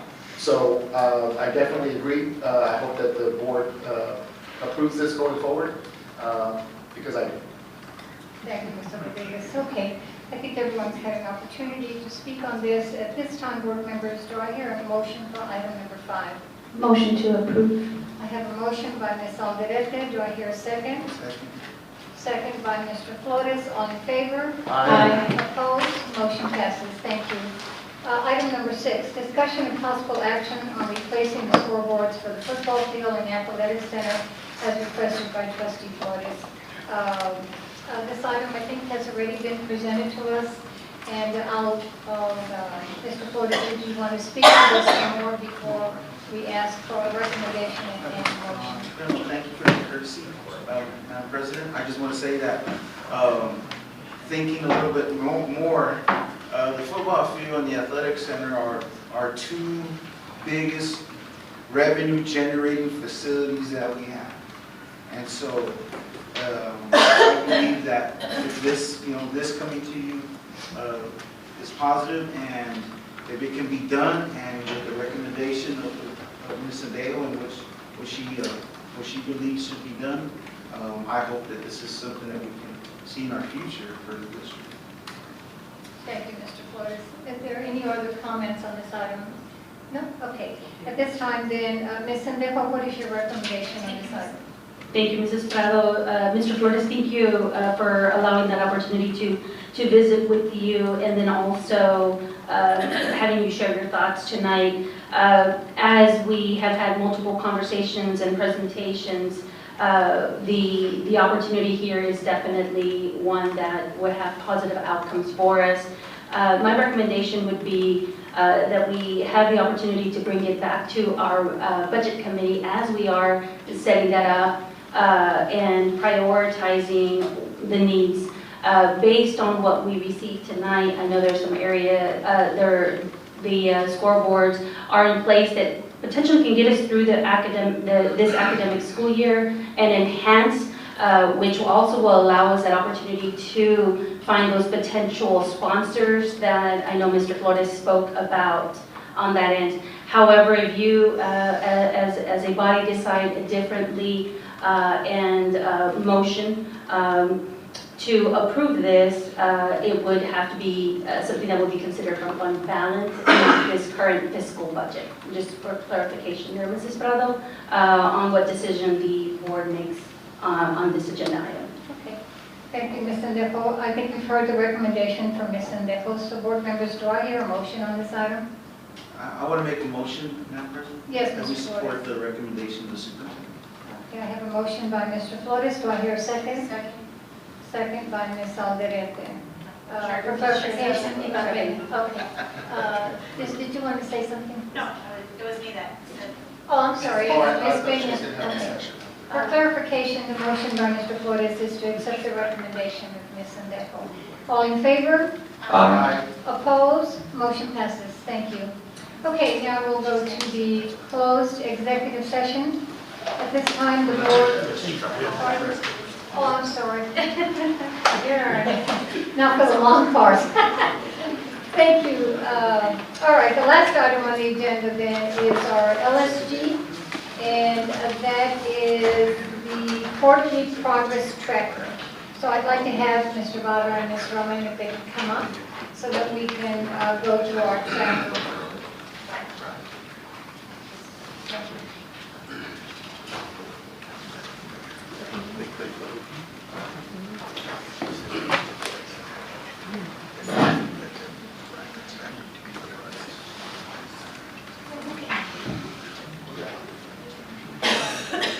Good evening, fellow members of the board, Ms. Sendejo. So it's been a while since we've done the quarterly progress tracker, and you have in your packet the minutes from the last, well, lots of meetings, obviously. So there's actually a couple of things for you to consider tonight. Typically, the quarters would be every 3 months. It's been more than 3 months since you actually engaged in this process. There's also 3 new board members that have not gone through Lone Star Governance. And as you look at the handout of the previous quarterly progress tracker, you'll see that it's been up and down because we've had lots of changes. At one point, a little over a year ago, it was much higher, then we changed, there was an election, and then we had folks go through the Lone Star Governance, and we were back up, and then, so we've been up and down. So one recommendation to you is maybe just look back at the last 3 months instead of trying to play catch up. I think it would be easier, so that's one. The other is you certainly want to look at potentially getting the 3 board members trained in Lone Star Governance, but you also have a superintendent that you potentially will be adding. Whether or not they've had the Lone Star Governance is another consideration in that conversation. And again, this is a board self-evaluation, so you're looking at, we would tell you at this point, we don't believe you're at 0, because you do have goals, you do have constraints, but there are some implications since the board has, as a full body, hasn't gone through the Lone Star Governance. So, however you wish to proceed. The other little gift we'll bring to you today is that we're going to actually give you a new manual, because the manual has been updated, and it is not on the TA website, but we have it available for you, and we want to share that with you tonight. So there are a couple things you're going to notice. It's been streamlined. So I think the first thing you'll notice is that it's not as print intensive. And there have been some things that have been moved that make a little bit more sense in terms of those of you who've been through it, that fit better with accountability, make it better with structure, and make a little more sense. One other thing that we will share with you is that as you look at, for example, the time-use tracker, previously when you talked about constraints, just like you did tonight, those didn't count under the student outcome goals. Those were separate. Because of different districts' experiences with it, the agency has moved now to the point of, maybe we should consider that. That really does make more sense, because people were going, well, if this was important, we need to talk about it, but we're not getting credit for it, it didn't quite line up. So there are some nuances in that have changed. So having said that, it really makes more sense probably to just consider the manual that you have been using all along. But we did want to give you the new manual so that you would have that. There's some tools also that will make Michelle's life a little bit easier. She's tracking some of those things. She's awesome. Because again, they're really out there and available for folks. So I said a lot. I don't know where you wanted to go with this in terms of looking at that, but those are options. And as you're thinking about that, we'll go ahead and pass these out for you. Mr. Bowder, I went back and I kind of do like Gilbert, I like to go back and research where were we and how did we get here now? So I did a little sequence of events for clarification. Sure. Our last board's quarterly progress tracker, which is what we're going to be doing tonight, was done in April. In July of 2019, there was no quarterly tracker report because it should be every quarter. In September the 9th, that's when we had the 3 board members resign, and then we also, our superintendent also had agreed to leave at that time. And then at our regular meeting on September 18th, we did discuss goals 1, 2, and 3. And we did the board constraint progress measure 1 and the constraint progress measure 3.1, 3.2, and 3.3. I'm hearing from you that we don't get credit for these. Is that correct? It's only when staff comes to us with data on student outcomes? So there are a couple things. One, when the staff comes with a monitoring report, Yes. okay, which they have done frequently, Right. that is definitely, you do get credit for that. Anytime the board talks about it, if you talk independently about them, that's still credit. You're still focusing on them. Now, I'm not sure how you would do that independently, but I mean, to answer the question, if you're talking about, if you decide we want to talk about student outcome goal 2, and you didn't ask for a report, but you just want to talk among yourselves about that, that counts. That should count. If you are doing, and this is again a change, in the past we did a workshop, those hours, those minutes didn't count. We're now going to be counting those. When you do your community meetings and you are talking about Lone Star governance, because you have done those before, those minutes are going to count. So again, there's this practical, it's kind of, you know, we always have the theory, now the practice is kind of catching up to the theory and informing that. So there'll be more ways to count towards that. So I think, because as you look at some of those minutes, you'll see that, you know, they were 0. Right. I think moving forward, you're going to see that change. So again, that's the quarterly use tracker that you're talking about, and that's one component. But again, remember, as you're looking at how we're doing as a board, the self-evaluation, you're looking at that integrity instrument, and you're looking at how you rate yourselves on that. Right. So this is one component of it, you're absolutely right. The other larger component is that matrix itself. Because we actually, and going back on my sequence, in October 7th, we had a new board member orientation, and then October 16th, there was no tracker. So there was 2 quarters that we did not do the self-evaluation, the tracker on. So our next one would be January. So we're back on track by doing this one this month. There was no Lone Star governance in November. We did have the team building in December. And then on December 18th, we did have constraint progress measure 2.1 and goal progress measure 1.2. So fast forward, now we're here. Hopefully to get back on track, we have all 7 board members on board, and we can move forward with this.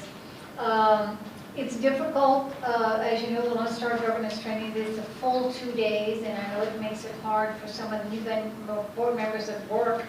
And it's not always on the weekend, it's usually like a Friday and a Saturday.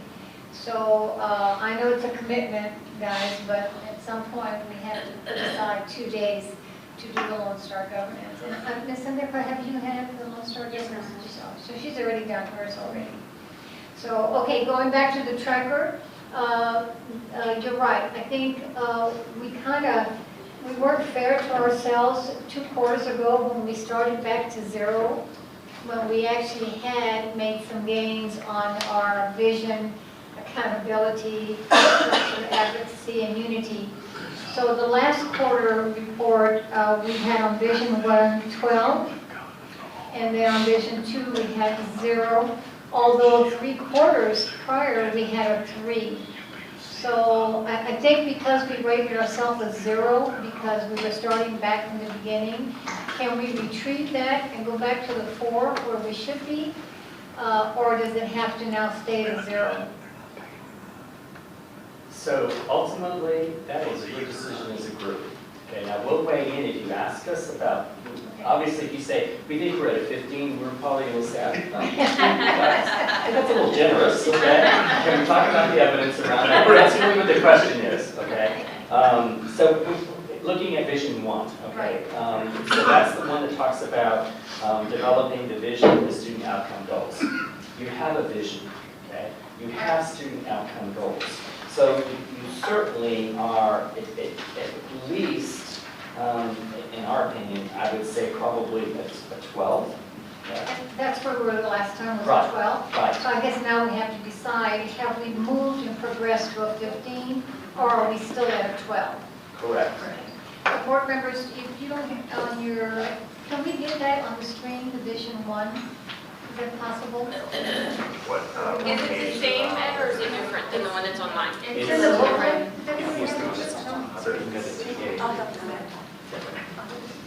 We'll pull it up. All right.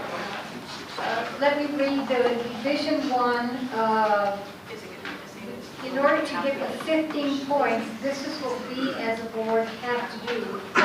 And it says students, families, teachers, and community members were involved in the vision and student outcome goals development process in such a manner that there is broad community acceptance of the board's vision and student outcome goals. All board members have committed the vision and student outcome goals to memory and know at all times the current status of each student outcome goal. All board members agree that the board's student outcome goals are the superintendent's first priority for resource allocation. I think for the most part, we're kind of in agreement with most of it, but I know I have not memorized our Carden student outcome goals. And I guess we all have to memorize them in order to get to 15. Well, I think there are a couple of things here. Really, the one that really trips people up is really the first paragraph. And that's the broad community involvement. Because truthfully, you guys, first of all, you post on your agenda. You have your student outcome goals there. And as long as you can point to it, and you have some idea of what that is. If somebody asks you, well, what are your student outcome goals? And you're going, I don't know. If you begin to start saying, well, you know, I know that we're focused on the early literacy, we're looking at numeracy and mathematics, we're talking about CCMR, that's really important to us, and here's some things I can tell you. Let's pull up the website, it's here, it's there, wherever it is. To me, that's really, can you share that information? I mean, the other thing, you can always print a little card up for you, you pull it out, and you know, this sort of thing, that's another way to take a look at it. But really in the master's focus, what folks really, the ones that we work with, struggle with the most is that broad, and that's where you were going, you know, we're doing those immediate meetings about how do we tell folks about what we're doing and why we selected this and why it's important. Right now, I think the biggest consideration for why you're not 15 is because you've all haven't gone through Lone Star governance. And so I think that's the piece that we would recommend saying, you know, your choice. You can, we have no authority. Like, thanks for sharing it, move on next one. But the truth of the matter is we haven't all been trained. So I think that's more of the gatekeeper. Once you're trained, then I think then the issue becomes how do we involve the community more? And what is our standard response about when we're asked about the goals, what do we point to? I don't, because it can be rote, that's not the point. Like, we're here to talk all about what's in our hearts, so can we communicate? And you can use different words, it's just, for you, what does it mean? Yeah, that's what's important. And it doesn't have to be communicated in a group. It can just be when you're out in the community and you're talking to somebody. I think Ms. Sendejo had an excellent idea. We're going to put goals on a little card for everybody to carry. So when you see a parent, you say, by the way, do you know what our goals are? And you communicate to them that way. I think that's helpful. That's right.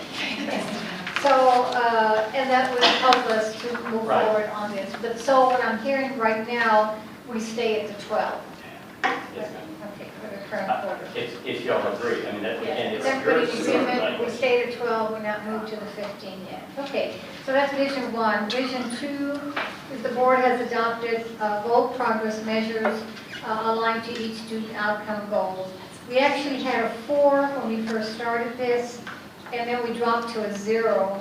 But I think the reason we dropped to the 0 at that time was because we had new board members, you know, we had to, they had not had the training.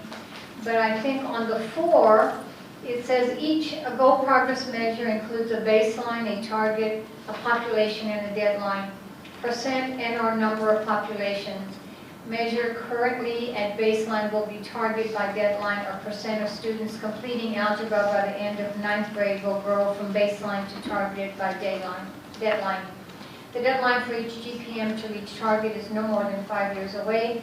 1 to 3 year GPM deadlines are recommended. And I think we've done that. The board has adopted an annual target for each GPM in addition to its deadline target. The board has adopted no fewer than 1 and no more than 3 GPMs for each student outcome goal. All of this has already been done. So at least we are at the 4. But I need to move to 12, at least read it to see if the board feels that we've made progress. I think it's up behind you. Okay. It's on there, board members, 12 is up there as well. And let me, if you'll follow me, I'll read it so that we can listen to what's being said. The GPM, the goal progress measures, are all student outputs or student outcomes as distinct from adult inputs, adult outputs, and student inputs. Goal progress measures are most commonly student outputs. All board members and the superintendent agree that the goal progress measures are all SMART.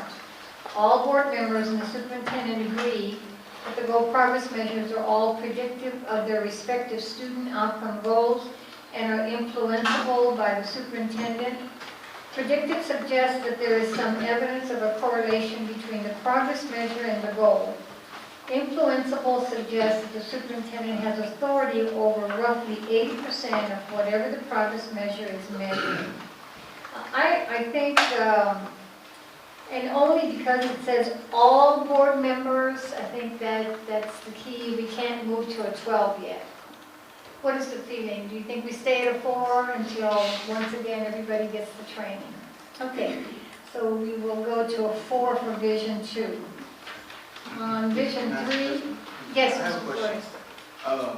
So you gave us an updated version, and so what we're seeing right now is the past version? Right. So, have you read the new one? Yeah, but I think the recommendation was to go with the to go with this old one. for Oh, now, okay. right? Okay. Because it hasn't been released yet. Because it looks easier. And we're there, but. So, Mr. Close, what you're saying is next time, you're just going to really exponentially go up points. Okay, great. We're there on this one. Yeah. The future looks bright.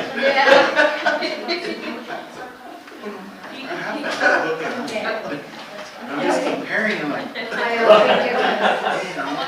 This gives them Okay, Vision 3. Vision 3 is the board has adopted a vision for what student outcomes will be and has adopted constraints aligned with that vision. For some reason, we have 0. No, I take it back, we have a 3. So we're already at 3 right now. So to go from a 3 to a 9, all board members and the superintendent agree that constraints will challenge the organization and will require adult behavior change. I think we can all agree to that. Separate from the constraints on the superintendent's authority, The board has adopted 3 to 5 self-constraints on its own behavior and self-evaluates against one of them each month. So I think the first part, I think as a whole, I can't speak for everybody, but I think we agree that the superintendent agrees that the constraint will challenge the organization and require adult behavior change. And I think we all know that that's what this is about, is changing the behavior of the adults in order to get student outcome. So I think we're all adults here. I think our behavior has improved tremendously. And so I think we're doing at least part of 9. Now the second part of that is that the board has adopted 3 to 5 self-constraints. And we have board constraints, and those have already been adopted by the board. So do we meet the full 9, or do we have to still go back to 3? I think, again, because not everybody's been trained, I don't think everybody has the same understanding. Okay. I don't think anybody, at least based on people's comments, disagree with any of those statements. I don't think they fully understand what all those statements mean in terms of the depth of them. Because, for example, the adult behavior is about student outcomes, Right. not about other adult behaviors, Right. like getting along and that kind of thing. So, at least not in this one. So, again, I think that's where that, we would say to you, I think 3 is solid, 9 is a stretch. Okay, just leave it as 3 then. Okay, vision number 4. The board has adopted constraint progress measures aligned to each constraint. We actually have a 0 on that. In order to move from a 0 to 0.5, the board has board-adopted constraint progress measures for each constraint. The superintendent owned the constraint progress measures development process while working collaborative with the board. The current statuses of the constraint progress measures that were adopted are able to be updated multiple times during each school year. I think the key here is, and we can't move to a 0.5, is because the superintendent has not owned the constraint progress measurement development process while working with us. Okay, so we're going to actually borrow a page from Homer's book and say to you that there are a couple of changes. One is that there's been a change that's already in place, which is the board doesn't have to have constraint progress measures for the board constraints. Oh. Okay, so we're just going to let that one go because it became, our experience was that again, it was the theory and practice didn't line up. Okay, so we're going to let that one go, and that's already been in place.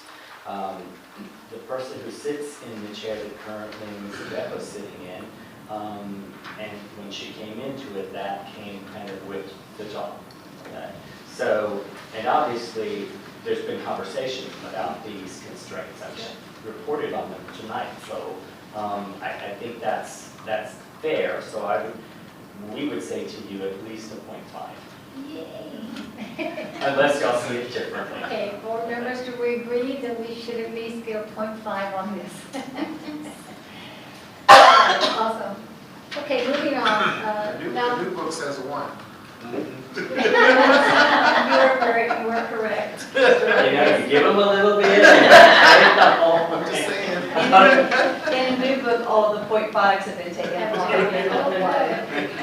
So next time, you'll already get a 0.5 just immediately. That's great. Okay, so the next category is accountability. The board invests at least half of its time focusing on the vision and student outcome goal, and currently we're at a 1. So in order to move from a 1 to a 4, the superintendent owned the monitoring calendar development process while working collaboratively with the board. The board's monitoring calendar spans no fewer than 18 months. The minimum required span is 24 to 36 months. Of the total monthly minutes spent on board-authorized public meetings, no fewer than 10% are invested in progress monitoring, a process that includes the board receiving monitoring reports on the timeline indicated by the monitoring calendar, discussing them, and voting to accept or not accept them, or setting student outcome goals and GPMs. So I guess because we're looking at a 3-month period, and we really have not spent that much time like we should have, we cannot move forward to a 4, we could just stay at a 1. Is that, does everybody agree with that, in these last 2 meetings we've had? Okay, so that stays as a 1. Accountability 2, the board measures and communicates, but does not interfere in progress toward the vision and student outcome goals. We are currently at a 0.5, so in order to move to a 1, the most recent superintendent evaluation evaluated the superintendent in part based on the results of student outcome goals. All board members have completed a training that covered a state's accountability system and agree that they understand the system. The board tracks the average annual cost of staff time spent on governance. This includes the time of any staff member spent preparing for, attending, and debriefing after meetings. This includes all board authorized public meetings as well as closed sessions and all hearings. Well, because it pertains to a recent evaluation, I guess we can't speak to that because we've not had one for our interim superintendent. And because it's only covering the 3-month period, we can't use the evaluation that was made with Dr. Flores. Right, so that's one. The other is because you have any board members that haven't gone through Senate Bill 1566 / the ISO, which was evaluating and improving student outcomes, which they will get when they come to Lone Star Government. Majority of the board has, but not everyone has. So there's really 2. So we're still at 0.5 then. Okay, so moving on to structure. Structure currently we're at a 1, and that is the board delegates to the superintendent operational authority to accomplish the vision and student outcome goals. So in order to go to a 4, says all consent eligible items includes but is not limited to personnel actions, contract renewals, previous meeting minutes, policy updates, construction amendments, non-monitoring administrative reports, committee reports, enrollment updates, regular financial reports where financial activities remain within budgetary parameters, were placed on the consent agenda, and more than 3/4 of the items were voted on using a consent agenda. The board limits its adoption of local policies regarding school systems operations to matters that are required by law or an appropriate exercise of the board's oversight authority as defined by the board's adopted constraints. I think we are doing this. So the question then becomes, so tonight was a good example.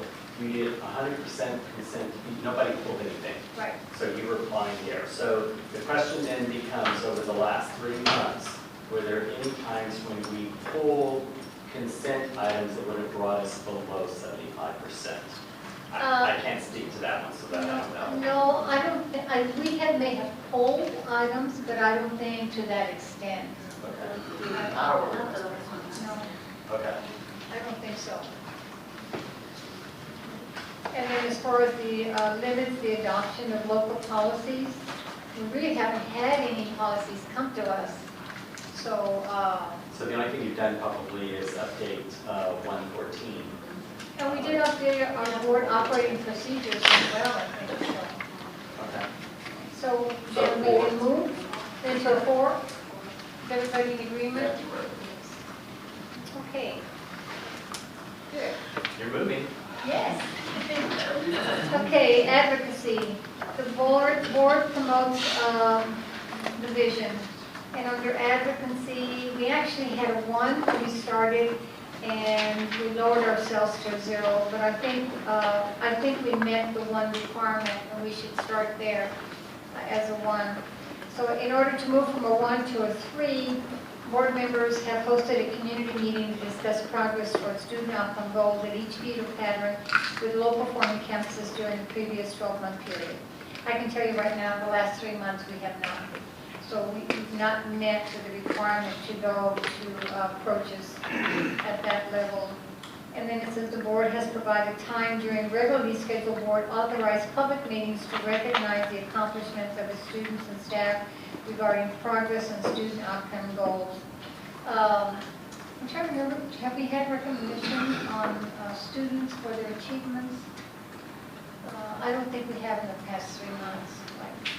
So it has to be tied to those specific goals. I mean, you've done an excellent job of recognizing students all across the board, but again, it's tied to those Gotta be particular goals. on academics. And probably you come closest in CCMR, and looking at some of the certifications in some of those areas, because I think they're doing some Oh, we presentations. did, and who did recognize from CTE that came to us? That was Spanish. It was Spanish. We talked about. Oh, okay. It was really good. Gold published members. Okay. For students today. Yeah. Specifically to. So it would have to be tied to the growth progress measure. Okay. So looking at real specific kinds of, so for example, Mr. Boone just talked about bringing his daughter, I think, about, so if she were reading, I mean, that, because you have a literacy goal and you had kids come talk, read for you, that's an example of where that time went out. Now, we're not suggesting next board meeting. No, But that would be an example of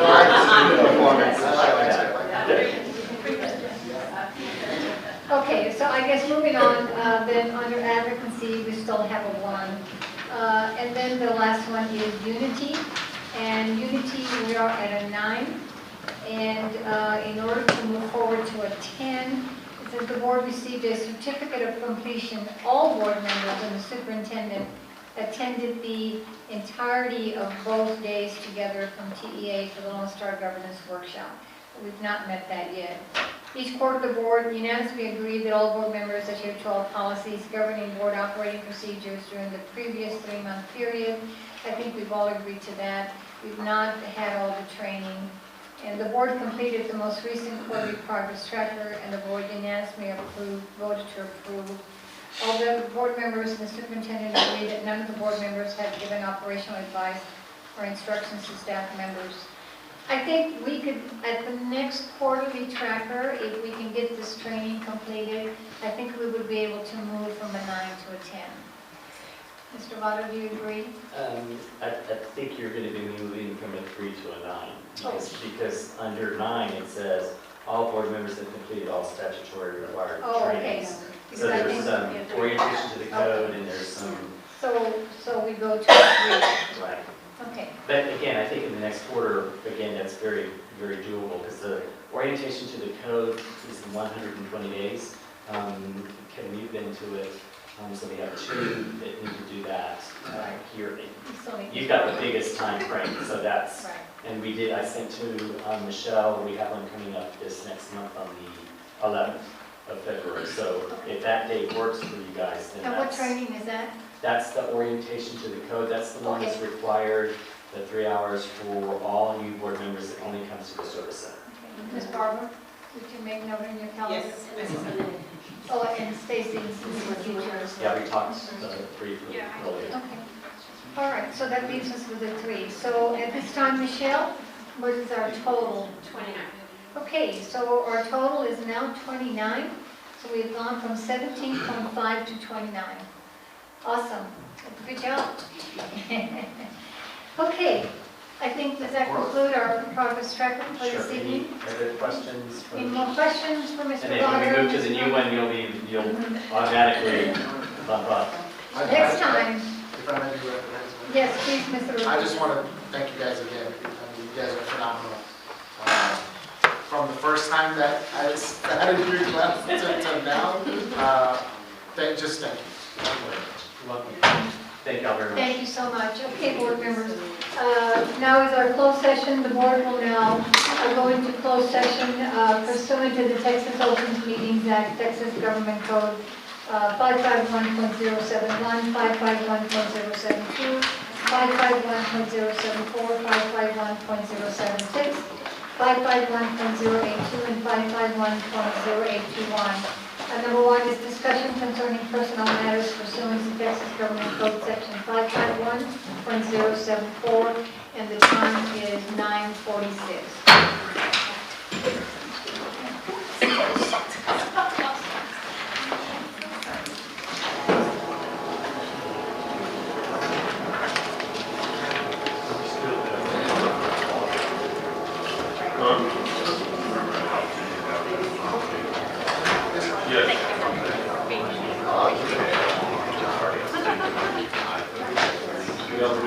They'll be, Johnson will be in town for Christmas.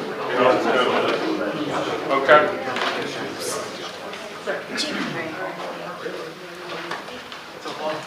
to see you.